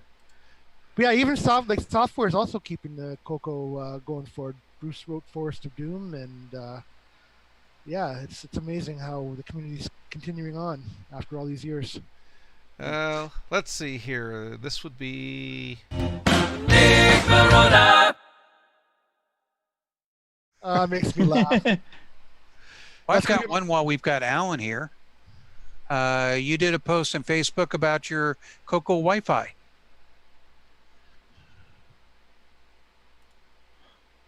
Okay, sorry. What about that? Oops. You did a post in Facebook about your Coco Wi-Fi. Hang on, there's an alarm going off and there's a dog going off. Live and unscripted. Okay, put up the video of the dumpster fire. Yeah. That's why reality TV is such a popular genre. Well, it looks like Grant Leedy just joined us there. If Grant's there, he's at the fest. Maybe he can just send us some live footage or a walk around of all the tables. Yeah. There he comes. Hey guys, yeah. Actually, I'm in my hotel room for a second. I had to come get something. Oh, okay, yeah. Just wondering if later on, if you come downstairs and the show's still on, if you want to just do a bit of a walk around of the tables and just show us what all the vendors have. Yeah, what's actually on the tables. Yeah, we just did that with Stevie. Yeah, and I think Simon's got to give his talk here in a few minutes, so I'm heading over to that. All right. Do we want to put that up? I definitely. Has Simon unveiled his Coco demo yet? I suppose he's got it there running, or? No, he was working on it at the show. It wasn't finished yet. Isn't that what he's about to do at the next thing? Like he's presenting, right? I wonder if he's finished it. I think he's about to make the presentation. So. Yeah, he makes a presentation in about 5 minutes, so that's why I was running over here. Hey, can you stream okay, that part? well you go run and go to the presentation. We don't want to hold you up on that one. Oh no, you're fine. Yeah, I don't know if he can stream that because that'd have to be through his cell phone. That probably wouldn't sound too good, I would think. No. But if you can record it for next week's show, or somebody record it for next week's show, that would be great. Yeah, I believe Stevie is going to record that with his camcorder, so I think we'll have some footage of that this week. Cool. Especially where he came all the way over from Europe. Yeah, absolutely. Finally, we're going to have talent. Yay. All right. Well, I'll take that as an insult there. No. Since I was at last year's show. All right. So on. I thought he meant on our show, Steve. I'm sure he didn't go fast. Anyways, getting back to Alan and his post about Coco Wi-Fi users. Oh, do we have that on here somewhere? Well, we got Alan there. He could talk. Oh, okay. Yeah. So basically what it was is I had not Coco Wi-Fi is using source code by a guy named Bo Zimmerman, and it's in development. He hasn't actually released it, so we're always running development builds. And I have not pulled his latest source code down for the Coco Wi-Fi version. And the only difference is I changed the settings. So it's configured for standard RS-232 signals. Commodore apparently inverted the signals, and they're backwards. So you can use his standard firmware, but then you have to change a lot of settings from the command line, and you have to do all kinds of things to make terminal programs talk to it. So I pulled down his latest source code and built the customized one, and we've got a couple of problems with it right now I'm trying to track down, so I think one of my settings is wrong. So I had to pull out and hook up my Coco Wi-Fi do-it-yourself kit, and this is in the pre-printed case, this 3D printed case that I think Travis designed. I'm going to go ahead and make these kits available for anybody who wants to get one and wire it up themselves. It's real simple. You get 2 parts, and I'll get you a 3D printed case, and you can just hook the wires together, or I'll do the wiring for you, and then anybody who wants one without the hassle of hooking up lots of wires can just buy it and plug it in. It'll be in a nice little box and everything. Alan, I have a couple of questions about this Wi-Fi, just to clear up any confusion, because when people think Wi-Fi, they're thinking that could this be hooked up to their Wi-Fi setup at home, like like a wireless connection. So Yes. Like to get on the internet? Yes. Yeah, like to get on the internet. Is this a Wi-Fi? What kind of protocol is it? You said RS-232? It acts as a go-between between Wi-Fi and a standard serial port, so you can load up any standard color computer terminal program or OS9, and you instead of dialing a phone number, you dial an internet address and it connects you. So it acts like an old Hayes smart modem. So you can telnet to thousands of old bulletin board systems that are on the internet, or you can use this to run a color computer bulletin board on the internet.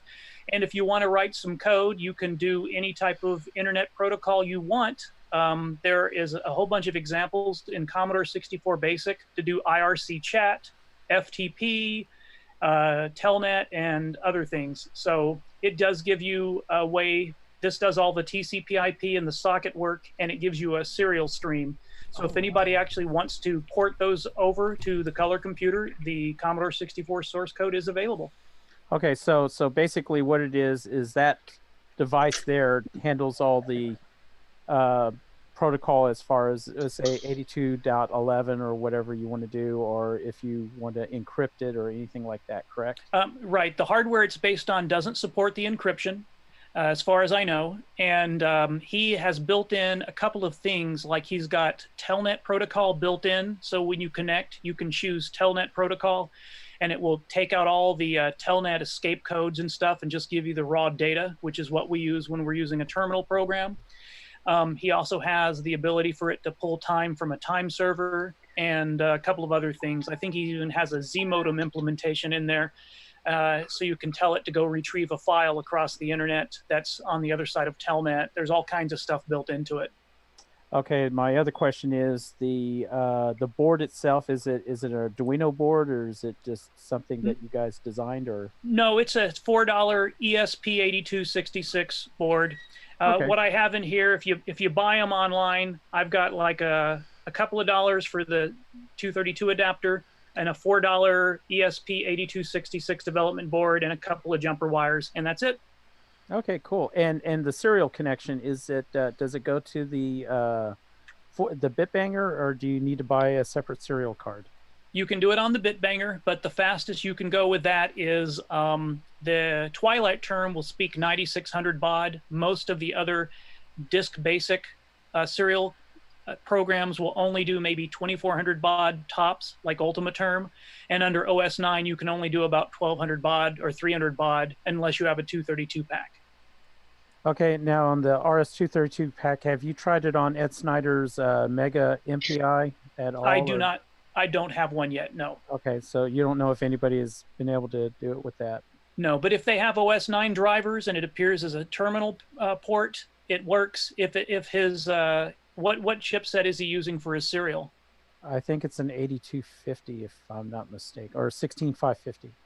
Okay, yeah, I know there's OS 9 drivers which it would work with, but somebody would have to write a terminal program to use that. So if anybody's written a terminal program, all you have to be able to do is read and write bytes out of that pack, and then you'd be able to actually get some really nice speed out of this. Okay, so you don't need any special software to run this device then, correct? It appears as if it's an old modem. Okay. You have ATD for dial, ATH to hang up, +++ to get back to command prompt. It actually thinks it's an old 1980s Hayes style modem. Well, cool. And there's instructions on my Subetha software website that show you exactly what parts you need and how to wire one up yourself for under $10. Under $10. Wow, that's amazing. Professionally yes, designed. And I'm not being sarcastic. That is fantastic. So what is your website? Subethasoftware.com. Okay, cool. Yeah, Alan's done all sorts of little projects like this. He's got the Sur Sound, where he's basically plugged in a controller that talks to the Coco, then that talks to a sound chip. And one nice thing about what he does and everything, Alan understands music theory. That helps a lot when he creates his tunes. Yeah, that's it. Let's go to a big screen on Alan again for a second. Hang on there for Alan. We're almost there. There we go. This is get over here. This is a cheap Arduino Nano, and way back under all these wires is the sound chip. And then I've got one of these little 99-cent serial to RS2, TTL to RS232 adapters, and a little jack for the audio out to come through. And this right here, loaded with special firmware I wrote, lets you send commands out the printer port, out the bit banger, just like the play command in BASIC, and then it'll play music in the background. And I've extended it so it can play multi-voice music. And again, the parts on this are probably $10. Mm-hmm. What audio chip are you using on that one? Is it one of the Yamaha ones or? No. Oh boy, which one is that? It's the one that's in John Linville's cartridges. I don't even remember the number now. It's the PSG one. Oh, okay. It was the one that was in Congo Bongo. And and I think it was the one that was in the original Tandy 1000. I think also that same chip got used, or a similar chip got used in the Vectrex. Seems to have similar capabilities. The GIAY3910 or something. Yeah. And since this is a CocoFEST edition of this, I'll mention what I would be talking about if I would have had my act together and been at the fest. A couple of years ago, I wrote up a fake product announcement for something called the Coco Pilot, like a co-pilot, but Coco Pilot, PI, because it's a Raspberry Pi. Get it? It's just, okay, fine. So at the time, I wrote up the instructions thinking, this is how you get drive wire going on a Raspberry Pi. It's the cheapest, easiest thing, so you don't have to wire up a computer. You can put the little box on there. It can have internet and all that stuff. Well, since then, a lot of things have changed, and Raspberry Pis have gotten cheaper, and they've got Wi-Fi built in. Everything I was doing a few years ago is now cheaper and better.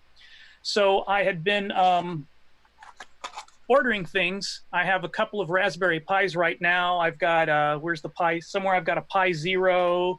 I've got a Pi Zero with Wi-Fi. I got all these things now. And what I'm going to propose on my website, and I doubt I'll ever make it, hopefully somebody else will just make it if they want one, is going to be basically the Coco Pilot Deluxe. So you're going to have a Raspberry Pi, and it's going to be able to act as the Coco Wi-Fi. It'll be easier to do using a full Pi instead of this little $4 part. So it'll act like a Wi-Fi modem. It's going to have the drive wire server that could be turned on, so that one little box could be your full disk access, potentially even doing the MIDI and all the sound using some libraries for Linux. It could also act as a virtual printer, so it could support common printer formats that were used in the old dot matrix printers, and then capture them and write them out as like a PDF file or a big graphic file with all the dots represented. Nobody's as far as I know, has made a standalone way to easily capture the output of some of these old color computer programs. You may be able to do it by hooking up a PC and running some software. So I realized all this stuff now can be done with, like, a $30 computer and some software and a way to hook it up to stuff. So I'm going to try to be writing up the proposal for that, and maybe we can have this one little external box that takes care of all these stuff you would have hooked up to your printer or serial port back in the 80s, instead of needing a bunch of separate things. Cool. I have a non-related Coco question. In the background, there's that Tron. Is that a full arcade? That is. I've wanted one forever, and I actually had money last year, and a guy I know needed money, and I have his fully restored Tron, except it's been modified. The plate at the top says Incom on it, and on the coin door it says Incom, so it's not stock. It's been updated a little bit. Where do you live? Yeah, the Tron that they had at Disney's California Adventure when they were doing their Tron stuff was the Tron arcade game where they had put the Encom on there and everything. Oh, cool. Similar Okay, to well, I what you hope got these guys are pirating it off of that design rather than making their own. That's good. Yeah, they did that. And just like in the movie, the Tron arcade game opened up, and then you got to go into a back room and see the light cycle from the new Tron Legacy movie. Well, I think something's about to happen with Tron. I take a lot of surveys to earn pocket cash, and I took a survey the other day, and it was asking my thoughts on brands, and it had brands like Terminator and How I Met Your Mother and Home Improvement, and then out of the blue, it was asking me questions about Tron and what I thought of the brand, and would you like to see it continue with the original characters? It was very weird to see Tron pop up in this list of things, and I know that Home Improvement is ABC, which is owned by Disney. I don't think they have anything to do with Terminator. Oh, was Terminator Fox? Yes. Okay, I bet you this was a Disney survey. I bet you if I went back and made a note of everything it asked me about, they were probably all ABC or Disney-owned properties. So they're asking questions about Tron again for some reason. All I can say is things are coming up in the future. What the things are, I'm not allowed to say. That should keep us smiling. I can say that too. But I mean, obviously it goes without anything. They put a Tron light cycle roller coaster in Shanghai Disneyland, and they're building one in the Magic Kingdom in Florida. Yeah, kind of strange for a dead property, isn't it? Yep. This is the age of revisiting things. Yeah, I will say this. On one of my thumb drives, I had a folder that said Tron Ride. Where do you live? We can go to Alan's first and then stop off at Steve's. Is that the plan? No. On my way to Steve's, I'm going to go to Ron's garage. Yep. Yeah, that would be on the way. Yep. Cool. Ron's got a lot of stuff in his garage. Mm-hmm. I think he's got too much stuff. I'm sure there's a few people in the Coco community that could help distribute that stuff. Absolutely. I wouldn't go in there. There's snakes. Mm-hmm. Oh, but the snake was a good snake, though. It was Guard, not a the poisonous guard snake. Yeah, that's the one that catches all the poisonous ones, apparently. It's That's still good. a snake. Oh, I like California king snakes. They're great. They can be bitten by other snakes, and nothing happens to them. Didn't he say he's got big dogs too? And he's got Pearl. Yeah, Pearl. Mm-hmm. Any case, let's see. Anything else from Facebook? You're mentioning about somebody's game earlier. We got or did we already cover that? Ah, that looks familiar. That's what you been doing, David? That's that shot there is a shot of my 2 days ago. I reorganized. needed to reorganize everything here and get everything in place. It was a bit of a mess, and there was stuff sort of everywhere, and I wasn't being very productive with this Coco project of getting the Coco and the modular, expanded past the initial tests that I'd done. So I decided I was going to get busy and reorganize my entire keyboard rig. And what I'm up to now is deciding where I'm going to fit the Cocos into the whole setup. But that's coming along, and I've started writing some software and playing with a few ideas to get the various outputs on the Coco talking to the modular, and it's now working. It was working last week on the show, but I'm taking it further now, developing multiple outputs to control multiple things at once. So there's a few different ideas that I'm trying. So do you use a rope ladder to get in there? Yeah, just about. Drop you in from the top? Yeah, well, that's a concrete roof, so it's pretty difficult. But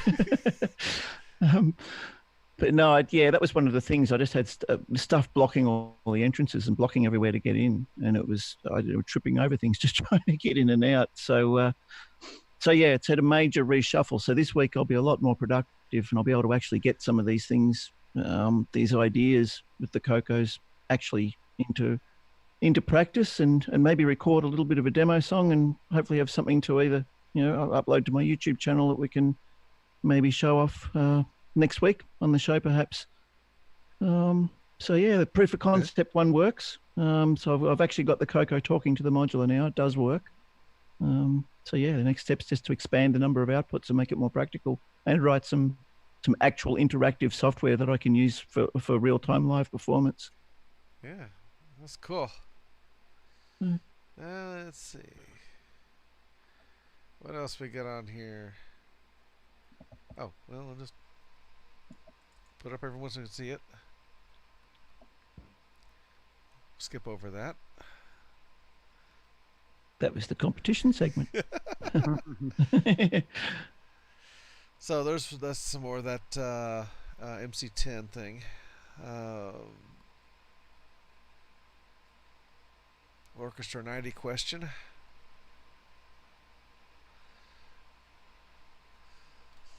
Last night's dinner, looks like. Yep. The CocoTALK panel right there. So there was a where is it? There was a newbie on here. Let me see if I can find it up at the beginning again. Hey, did we do the newbie question of the week? Well, the newbie question kind of evaporated. And I got answered. Steve Bjork kind of touched on it during his talking about the SDC. Okay, so I think it's been. I actually ordered SDC and it's on its way. Yay. Can't wait to get it. You're not going to know yourself once you get that. It's a fantastic game changer. Yeah. Although, like I said, there's something very ironic about using a netbook to feed software to the Coco. So I kind of. Just do yourself a favor, though.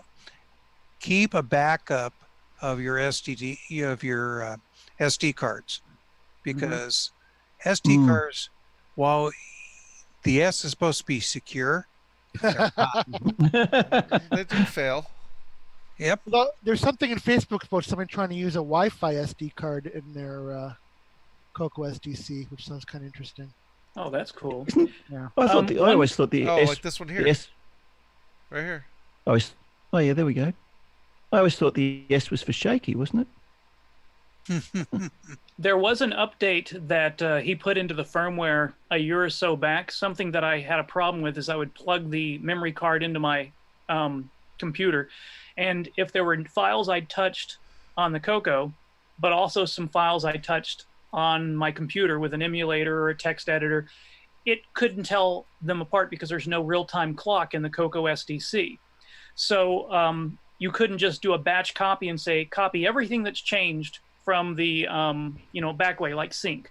So he added something to the Coco SDC DOS where when it starts up, it finds the last modified file and then increments by a second. So anything you do during that session is supposed to be 1 second later. So as you keep doing that, if you go back and forth between PC and the Coco SDC, you should be able to sync files a lot easier, although I've never gotten around to trying and seeing how well that works in practice. Well, sounds clever. Mm-hmm. I've got another tip too regarding Coco SDC.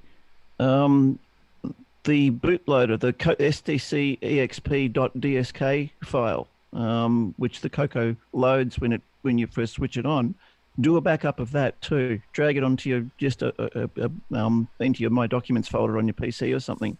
I've had issues where sometimes when I've loaded certain programs on my Coco and I've pressed the reset button or something, it's for some reason it's corrupted that file. Oh. And the first time I had that issue, it wouldn't. It just boot straight into normal to its normal Microsoft prompt screen. It wouldn't boot into the Explorer, and it wouldn't load the Explorer if I tried to launch it manually. So the first time I thought, oh, it's corrupted my entire SDC, the SDC. So I reloaded the entire image onto it and fixed it. Then I found out later on it was just the SDC exp file. So you only actually need to, if anything ever gets corrupted on it, it's usually just that file. Okay. So I'm still not 100% sure why it happened, but I think I've narrowed it down to a process that I can repeat. And I'm going to send that along to Ed and see if he can figure out a patch or a fix for it to stop it corrupting the file. I wonder if it's being opened and not closed, and then. Yeah, it's something like that. Yeah, maybe something's not letting go of it, and it's. Well, first of all, the blocks are not the same that are stored on the SD card are not the same size as your 256 byte sectors. They're more in line with what's on the PC. So the sectors are, not mistaken, 512. Also, everything's done serially. So you have to send in a command that says what sector you're doing, and then you have to decide, is it being stored in the upper half or lower half of the sector? Yeah, well, I mean, obviously it's got to be something, it's got to be a write procedure to that file that's causing the corruption, because surely a read wouldn't. Yeah. So yeah, the other thing too, I find that not only for the SDC, but also if you've got a Raspberry Pi, it's better to use a class 4 SD card than a class 10. Why? Oh, okay, that's interesting. They're very efficient for writing lots of data in long groups, like you're basically recording a video. They're very efficient for that, but they're not efficient for doing random sector read writes. Interesting. Oh, interesting, yeah. So class 4 for the SDC. Class 4 seems to work better. Oh, thanks for that tip. That's awesome. But the problem is trying to find class 4 is difficult these days. Yeah. Class 10 is a lot more common. Oh, I'm sure I have some kicking around somewhere. But get the cheapies off eBay. Yeah. No, I use class 4 all the time, my Raspberry Pis, and they seem to be more reliable when I do that and actually boot faster. Oh, wow. Oh, John's trying to show a product off. Let's see. All right. Brian, John should be Strong. showing us something here. What is that? Is that John Strong's joystick? That's it. Oh, I thought it was a little mini 3-way speaker. John, you got to get a little taller there. John, jump up. We don't have audio going back that way, do we? So we, or do we? I'm not sure what kind of setup they have. Yeah. Yeah, it was Why don't we working go this back morning. to everybody again, or if we're not already there. There we go. Yeah. There's audio.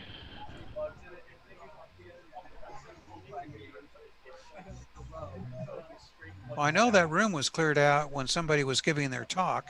Yeah, and everyone just came back in, so. Simon's talk maybe is finished. The demo. Yeah, that The was demo. quick. Or maybe Stevie took the stage.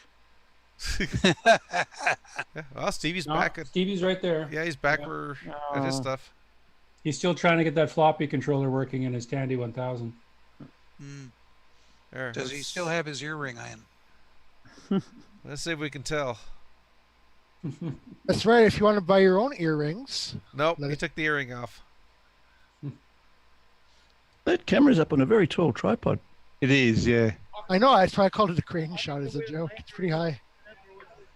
It's off mute now.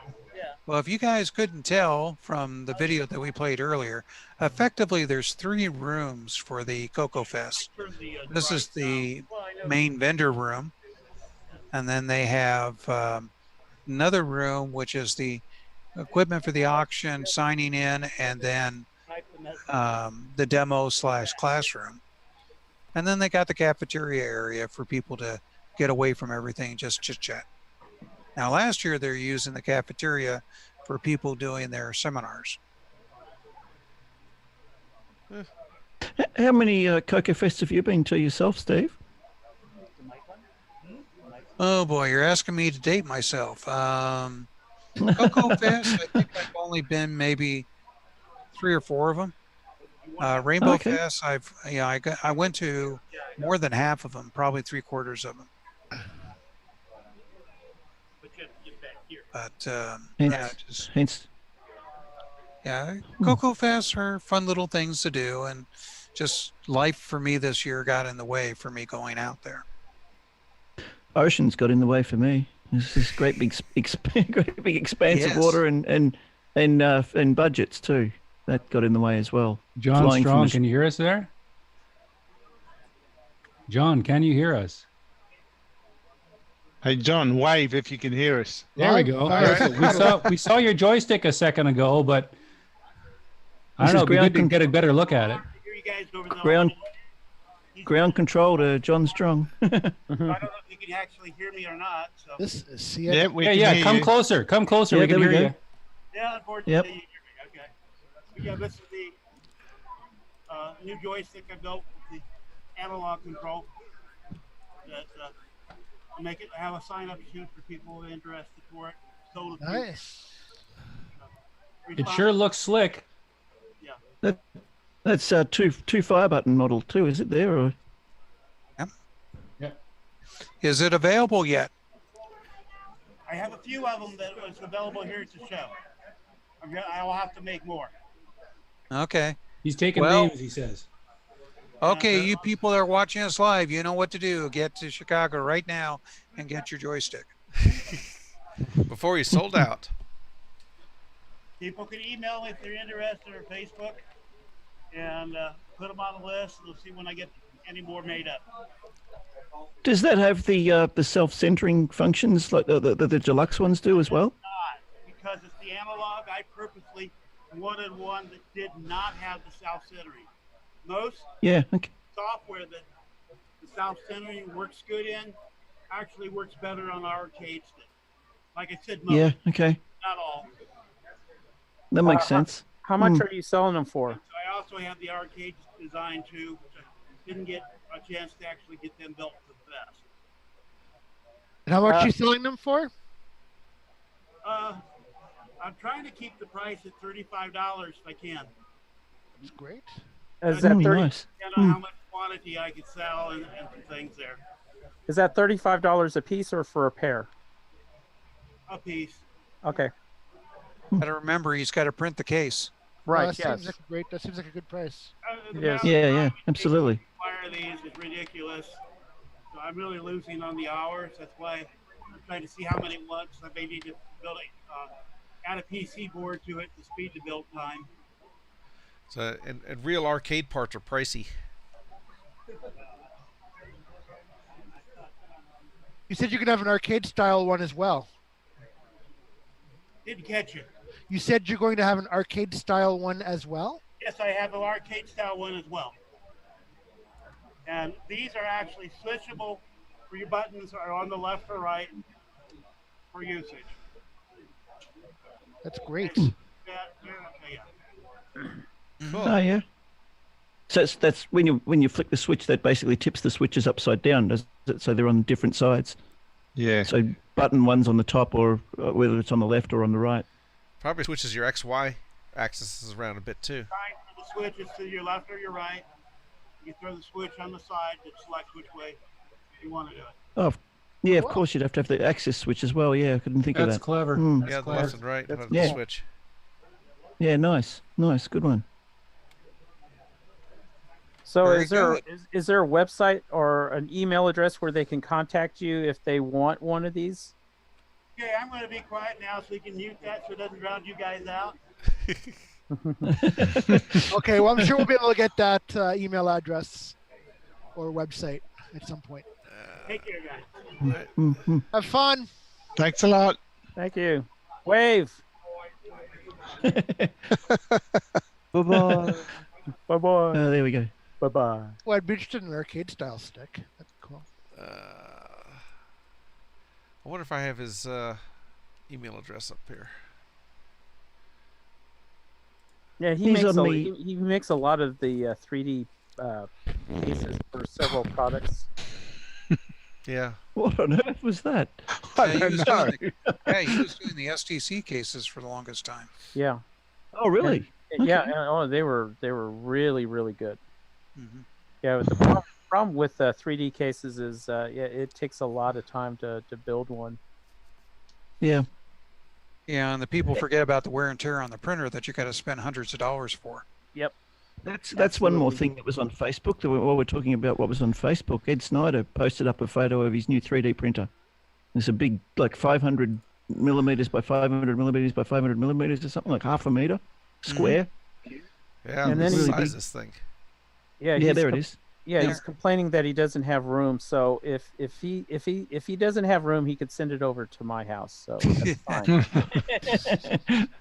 Well, you're in Texas. You got lots of room. Yeah, absolutely. Probably planning on using that to print the keys on his new upcoming keyboard. Mm-hmm. Yeah, he did say that. He actually mentioned that. Yeah. And I'm really eager, to buy. I've got computers here. I've got 3 of them that I can put these keyboards in, so I'm pretty keen. I've always said that Ed is a Cylon because it's almost like he's doing this 24/7. So yeah, he's been made a major contribution to the community. Yeah, really. the Cylon. Yeah, no doubt about it. Yeah, so when people complain that Ed's out of a particular product, you got to remember how many SDC packs he's already made.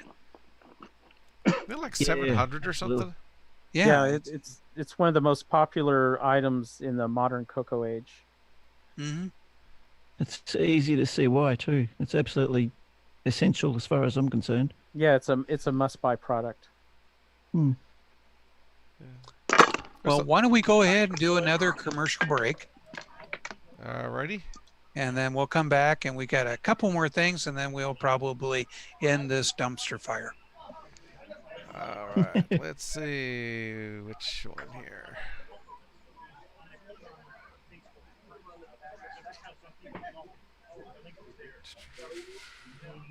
It's that button.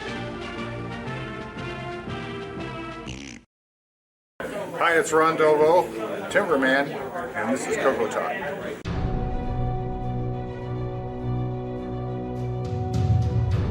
In a world where RGB produces black and white video, one cable can make a difference.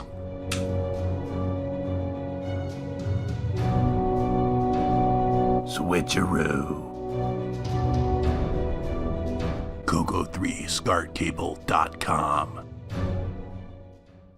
Some people have big plans after school. You know what Elliot's going to do? Jeff, too. Elliot's at work on a book report using Scripsit on Radio Shack's Color Computer 3. It hooks up to his TV. And Jeff's at his Radio Shack Color Computer 3 playing the newest football game.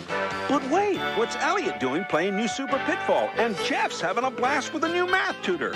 You never know what you might try with more than 100 programs for fun and learning. Radio Shack's Color Computer 3 comes with everything you see here. Other items each sold separately. Only at Radio Shack.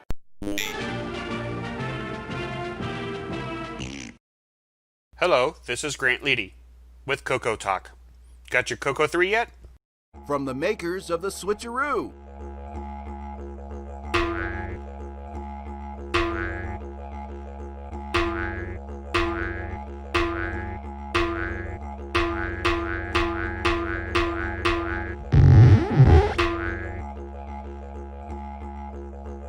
Wallaby cable, Color Computer 3 dual RGB cable.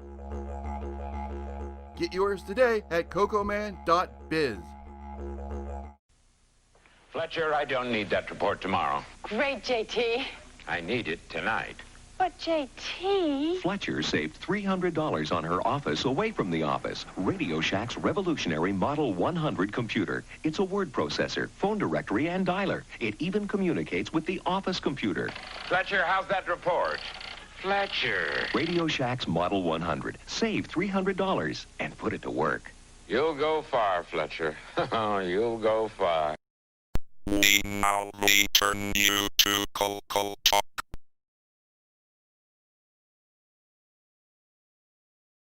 Was it even that high back then? I don't 80%? know. I hear Fletcher may be at next year's CocoFEST. Just Yeah.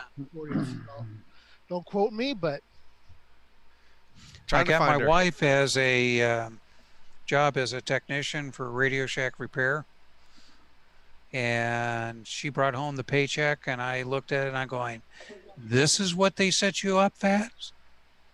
We both went back down there and I said, "Look, this isn't even minimum wage." Oh. Yeah, it depends. The bench techs at Radio Shack, they started them out depending on the year, $6 an hour, and then it went up from there. Yeah, it was unbelievable. It was the minimum wage for California, not minimum federal wage. Right. And I knew that the other technicians that were just as skilled as she was were getting, 3 or 4 times that price. Right. And boy, did I rave. Isn't I California didn't a threaten to stop doing games for them, but I was royally pissed. Yeah, they actually techs got paid even more. They're just one phone. Excuse me. They were paid by the piece. Yeah, depending on what they repaired, they also got a cut in that labor. But they did away with that, Which I have there. like 81, 82. And the repair managers got 5% of the labor. And what they would do is they would pay out each month 60% of that. 40% was held back to the in July, the end of fiscal year. We've got a lot of noise in the background there from the live feed again. Yeah, we got somebody waving from the live feed too. Yeah. Oh yeah, yeah. Well, it's muted, so I don't know how we're hearing anything from it. So without getting too personal, Steve, how did they treat the developers? Always seeing how low they could go. So did you have to sort of have a fight for yourself if you wanted to?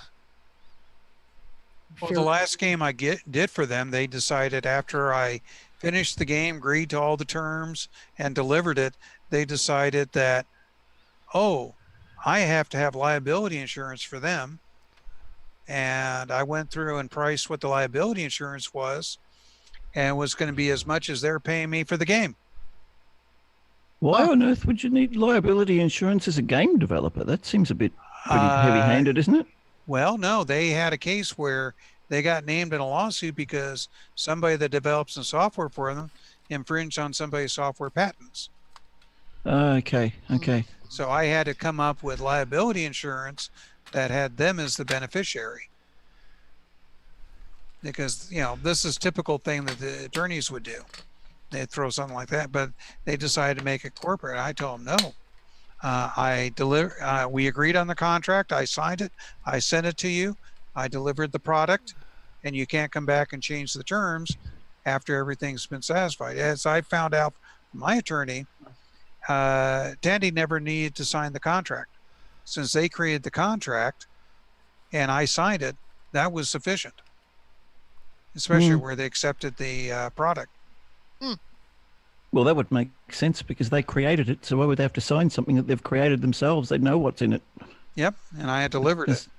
And I ended up, I couldn't get the lawyers or the color computer division to let go of this little thing, and I had my attorney write up a nice letter to John Roach, who was the, chairman of the corporation. And after dealing with them on that issue and being, taking months and months for them to pay what was owed, I never did another product for them. But within a year, they they closed the Color Computer division. And that game was Arkanoid. Oh, it was a great conversion too. But no, in the beginning days it was pretty good. Towards the end, it was starting to get a little tough. But the thing is, as far as the liability insurance, that seems to be pretty standard in the industry now. Like for example, Cedar Fair now owns Knott's Berry Farm and other amusement parks and like that, and they will not do business unless a company is carrying liability insurance that would make them beneficiaries. Just wave everybody. Yeah, just that's the way it goes. And what's a shame is they had this beautiful magic store that had all this magic paraphernalia coming through, hot rods and everything, and now it just sells fake vomit and weird stuff.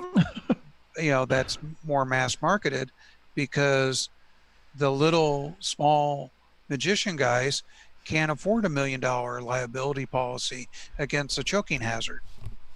The fact that they're selling fake vomit, that speaks volumes, doesn't it? Yep. Yeah, you go up the wall, you got fake vomit and you got all these other things, but like that. Even Disneyland, they've now licensed their magic store out to another company, so the other company can take the liability risk. Yeah. Well, there's Simon. Hey, chat, look at the CocoFEST video. Oh, we already did that. Let's enlarge the CocoFEST video for a second. Yeah, there we go. We got some attention there. There we go. Hi, guys. Hello. I'm sure they can't see.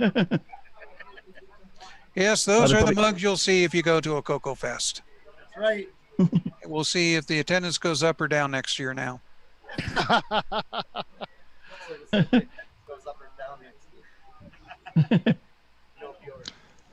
How did the demo go? Yeah, I'm wondering if Brian can actually play Simon's demo on this call. Share the video. What in the world is Jason doing? Did you get it finished? The coding will get completed. But seriously, how did the demo go? What you could demo? Which I have. Coco, man. He's awkward. I think we got.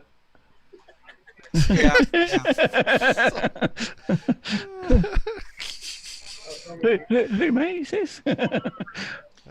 Jason is trying to demonstrate what a nerd looks like. I don't think they've broken out the beer yet. There we go. Mad Hatter. Yeah. Well, that may be the wild man's drink, but everybody else likes Yoke Cola. Yep. Twice the caffeine. See what you started, Alan? In Canada, back in the day, cans of pop or soda, whatever you call it, were 280 milliliters, which I think was 12 ounces or 10 ounces. Jolt was the first one that came in bigger cans, and that set off the rest of the soda companies to make bigger cans. Oh, I remember that we had the little cans here too, the little mini cans. And I used to always complain when I'd go into the U.S. and get the bigger cans. I'm like, why don't we have bigger cans here in Canada? So luckily, we had both. We had both of them here in Australia. We had mini ones, and it was mostly like lemonade and stuff when they first did it. Well, now we've got really mini ones, which are even smaller than the original ones I was talking about. Yeah, the Schweppes had the mini cans and the full size cans. Yeah. This VCC version. Yeah, California's had the mini cans for years. It's part of the health conscious movement. Yeah. I haven't seen them over here for decades. It was like this was the early '80s that we had those. I haven't seen much for Jolt. No. I don't know if I haven't seen Jolt around in Canada for years. I don't know if they're still around. Well, do we have anything else left on the docket? Because maybe we should start ending this dumpster fire. I have one very random question that I thought of for everybody. Does anybody here run their Cocos with all the screws in them? Yeah. Or do you all have your screws out of them so you can take the lid off at any time? Mine have most of the screws. Let's so just do put I. it this way. Most of them here, most of us Coco users, at least the opinion of everybody else that had Apples and Commodores, is that, yes, our screws are loose. Absolutely. Mine are non-existent. They're in a little plastic bag underneath the motherboard, underneath the keyboard. I mean, for myself, when I got a Coco, the first thing I always did was grab the hair dryer and take that warranty sticker and move it to someplace that wasn't. Here's there's my Coco with its screws missing. That's smart. I suppose it comes back to being a hardware hacker, you know, an electronics guy. I'm always doing something inside my Coco, so I just find it easier just to leave the screws out. I don't have to strip the threads in them by putting them in and out all the time. So all three of my Coco 1s and my Coco 3 have all got the screws in little plastic bags taped under the keyboard. You can pop the hood like it's a sports car, right? Yeah, absolutely. Well, see, after you take the screws in and out so many times, they just get stripped, so you might as well leave them out. That's exactly my thoughts. That's one of the primary reasons I do it. Especially on the original Coco 1. For some reason, they stripped real easy. I think it was the plastic. Yep. Yeah, the ones under the front had shorter threads on them too. Mm-hmm. Yeah, sometimes you have different shorter screws too. Yep. And of course, yeah, the different sizes made a big problem. You put them back wrong. I've got a couple of Coco 1s that have little dimples where the screws get in the wrong. Oh yeah. Yeah, I've been guilty of that. This one, where my finger is there's a little dimple in that because I accidentally. This is way back in the day when I was brand new to it all, and I put a long screw in a short hole and it put a little dimple there, and there's still a dimple there. Mm-hmm. I only did it once, and it didn't damage the thread, so the threads are still okay in that one. But and all the paint wear, that's all from my palms. I've had that one since brand new, so that's all my programming. What's your MPI there? Your multi-pack interface? That's one of Ed's Mega Mini MPIs. It's with the OPL3 chip in it. And it's got oh, please go ahead. Yeah, and obviously in the Coco STC sitting in there, and a deluxe joystick at the front there. I've got a pair of those. The other one's on the Coco 3 at the moment. But yeah, the Mega Mini MPI, that's fantastic. John Strong, actually, we're talking about, he's developed a version of the play command that uses the OPL3 chip. I've actually got to send him a message about that because I'm hoping to use that and incorporate that with my modular synth program interface designs so that I can actually use the stereo outputs of the OPL3 on the Mega Mini MPI to control maybe 5 or 6 different sections of the modular synthesizer from the one stereo mini jack. So yeah, that's another little synth update there. Mm-hmm. Well, do we have any more news to go over with on this dumpster fire? No, I think it's time to put out the fire. Yeah. Has anyone had a chance to read the Coco papers that Boise announced? No. Okay. Well, maybe we'll say that for next week's show. Yeah. Okay. We ready for especially after we've had a chance to digest it. All right. Oh, we ready for the outro then? Yeah, let's go ahead and do an outro, and then we'll all say our goodbyes, and we'll let people get back.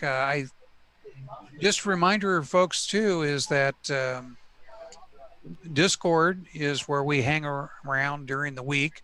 It's a service where you can both leave messages like a bulletin board, or you can do audio chats with other folks, and this last week we've had a lot of people. Been really great. On there. Chats. We had like 20 people on one call once this last week. Yeah, that's right. Oh wow. Okay. So yeah, it was very active. People were getting ready for the show. Some people were driving the show, and they were on Discord. so is interesting. Literally, you could see a car wreck. Hopefully I was not. on all day yesterday. Yeah. Keeping company, and there were quite a few people there. It's nice. It's like a community. Did he get pictures of the carnage?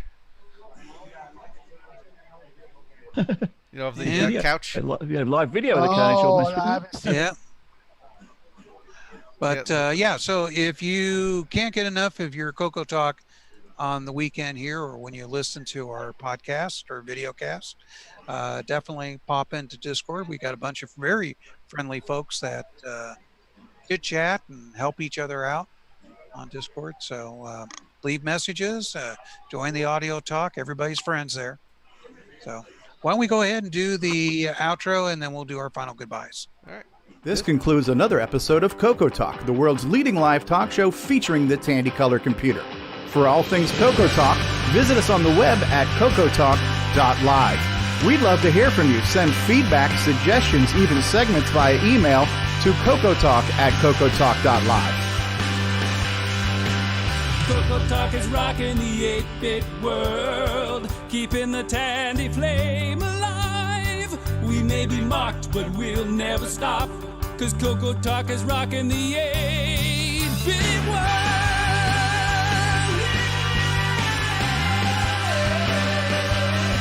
Consider supporting the show with the purchase of merchandise from our retro swag shop at 8bit256.com. If you'd like to become a patron of the show, click the Patreon link at CocoTalk.live. CocoTalk would not exist without the community and its cast and crew and contributors. CocoTalk is rocking the 8-bit world, keeping the Tandy flame alive. We may be mocked, but we'll never stop, 'cause CocoTalk is rocking the 8-bit world. Thanks go to Curtis Boyle, David Ladd, Mark Overholzer, Grant Leedy, Bruce Moore, Nick Marentes, Ron Delvaux, Rick Adams, Jason Reichert, Richard Larbieski, Jim Brain, Tom C., Rob Inman, Mark Bosley, Brian Joyce, Ken Reichert, David O'Connor, Brian Weasler, Terry Steggy, John Strong, and many more, especially Steve Bjork for his production suggestions.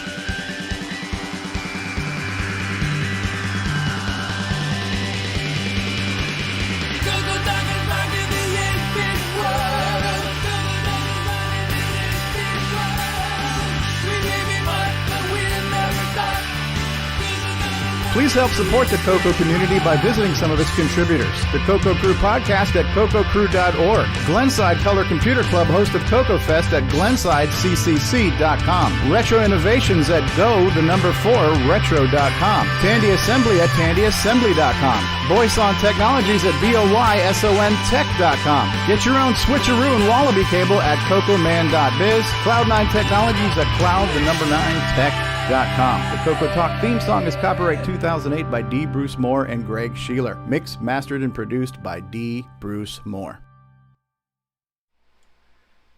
Okay. And we end with a ukulele. There we go. How about Simon's demo? I can run that. Oh, yeah, cool. Yes, please do. All right, let's see. Oh, yeah. That's Well, what we got live. because it looks like Brian's fixing to give us a demo here. Oh, okay, that was the one. Can we give you full screen on that? Yeah, why don't we do that? Working it. There we go.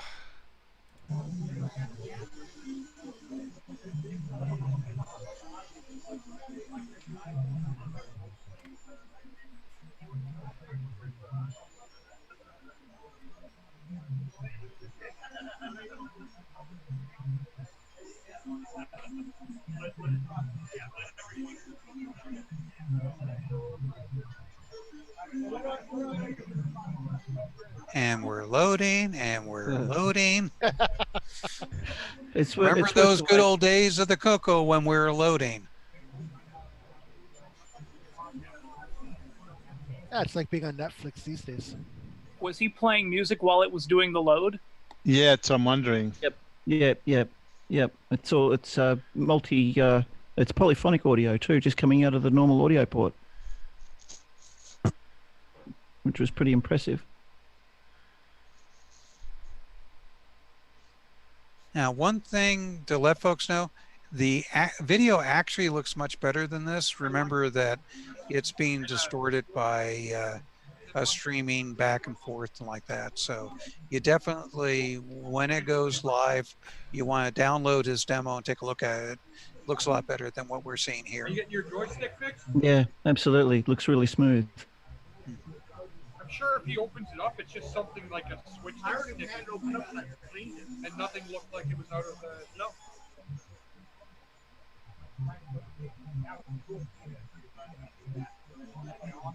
Yeah, the internet, the Zoom stream doesn't do the audio justice. The audio on this is actually quite impressive, considering it's a standard audio port that it's coming out of. That's your background noise elimination working its hardest. Yes, eliminating all the good stuff. That's why our show still gets through. You can still hear us, so obviously it doesn't feel very good. Yes, it is. We're getting audio. We're waiting for it next, but Hey, seriously, this looks like Netflix. Donut. That's cool. That's new. I haven't got that in my demo. Okay, that's just got to be rendered frames and page flipping, right? Yeah. Because there'd be no other way to do that, right? Right. Right. Well, the limit is about 1.5K per video frame putting up on the screen. Maybe 2K at the absolute tops.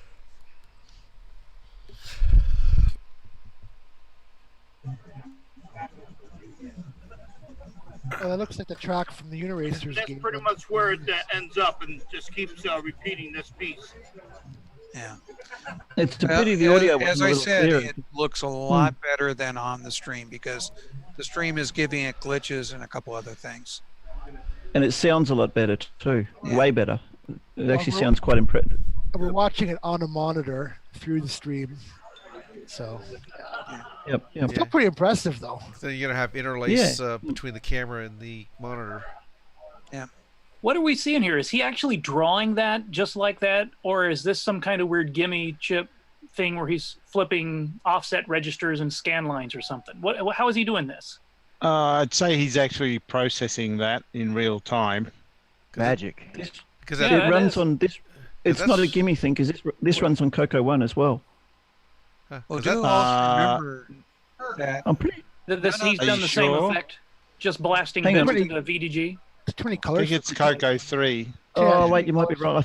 I'm thinking. Yeah, I think you are right. I did run it on my Coco 3. I thought I had it on my Coco 1 as well, but I didn't. That's right. My apologies. Yeah. For starters, it's got more colors. Yep. So But he'd be processing that. Coco 1 version is buff, cyan, magenta, and orange. Of course, what would be really nice is if we can get a video of him talking about each item that he's doing there and how he's doing it. Yeah, that would have been the ideal. But maybe next Coco Talk. Well, yeah, maybe you can upload something. Oh yeah, okay, sure. It was on here. Maybe you can upload something to YouTube in the meantime and then describe it as it's playing on next week's show or something. Exactly. Looks Well, I'm fantastic. sure if he's got time, he'll be on the show and we can play it and he can talk about what he's doing on each one of them. Yep. Yeah. Now, the demos are impressive. I'd like to see what he could do if he sat down and wrote a game.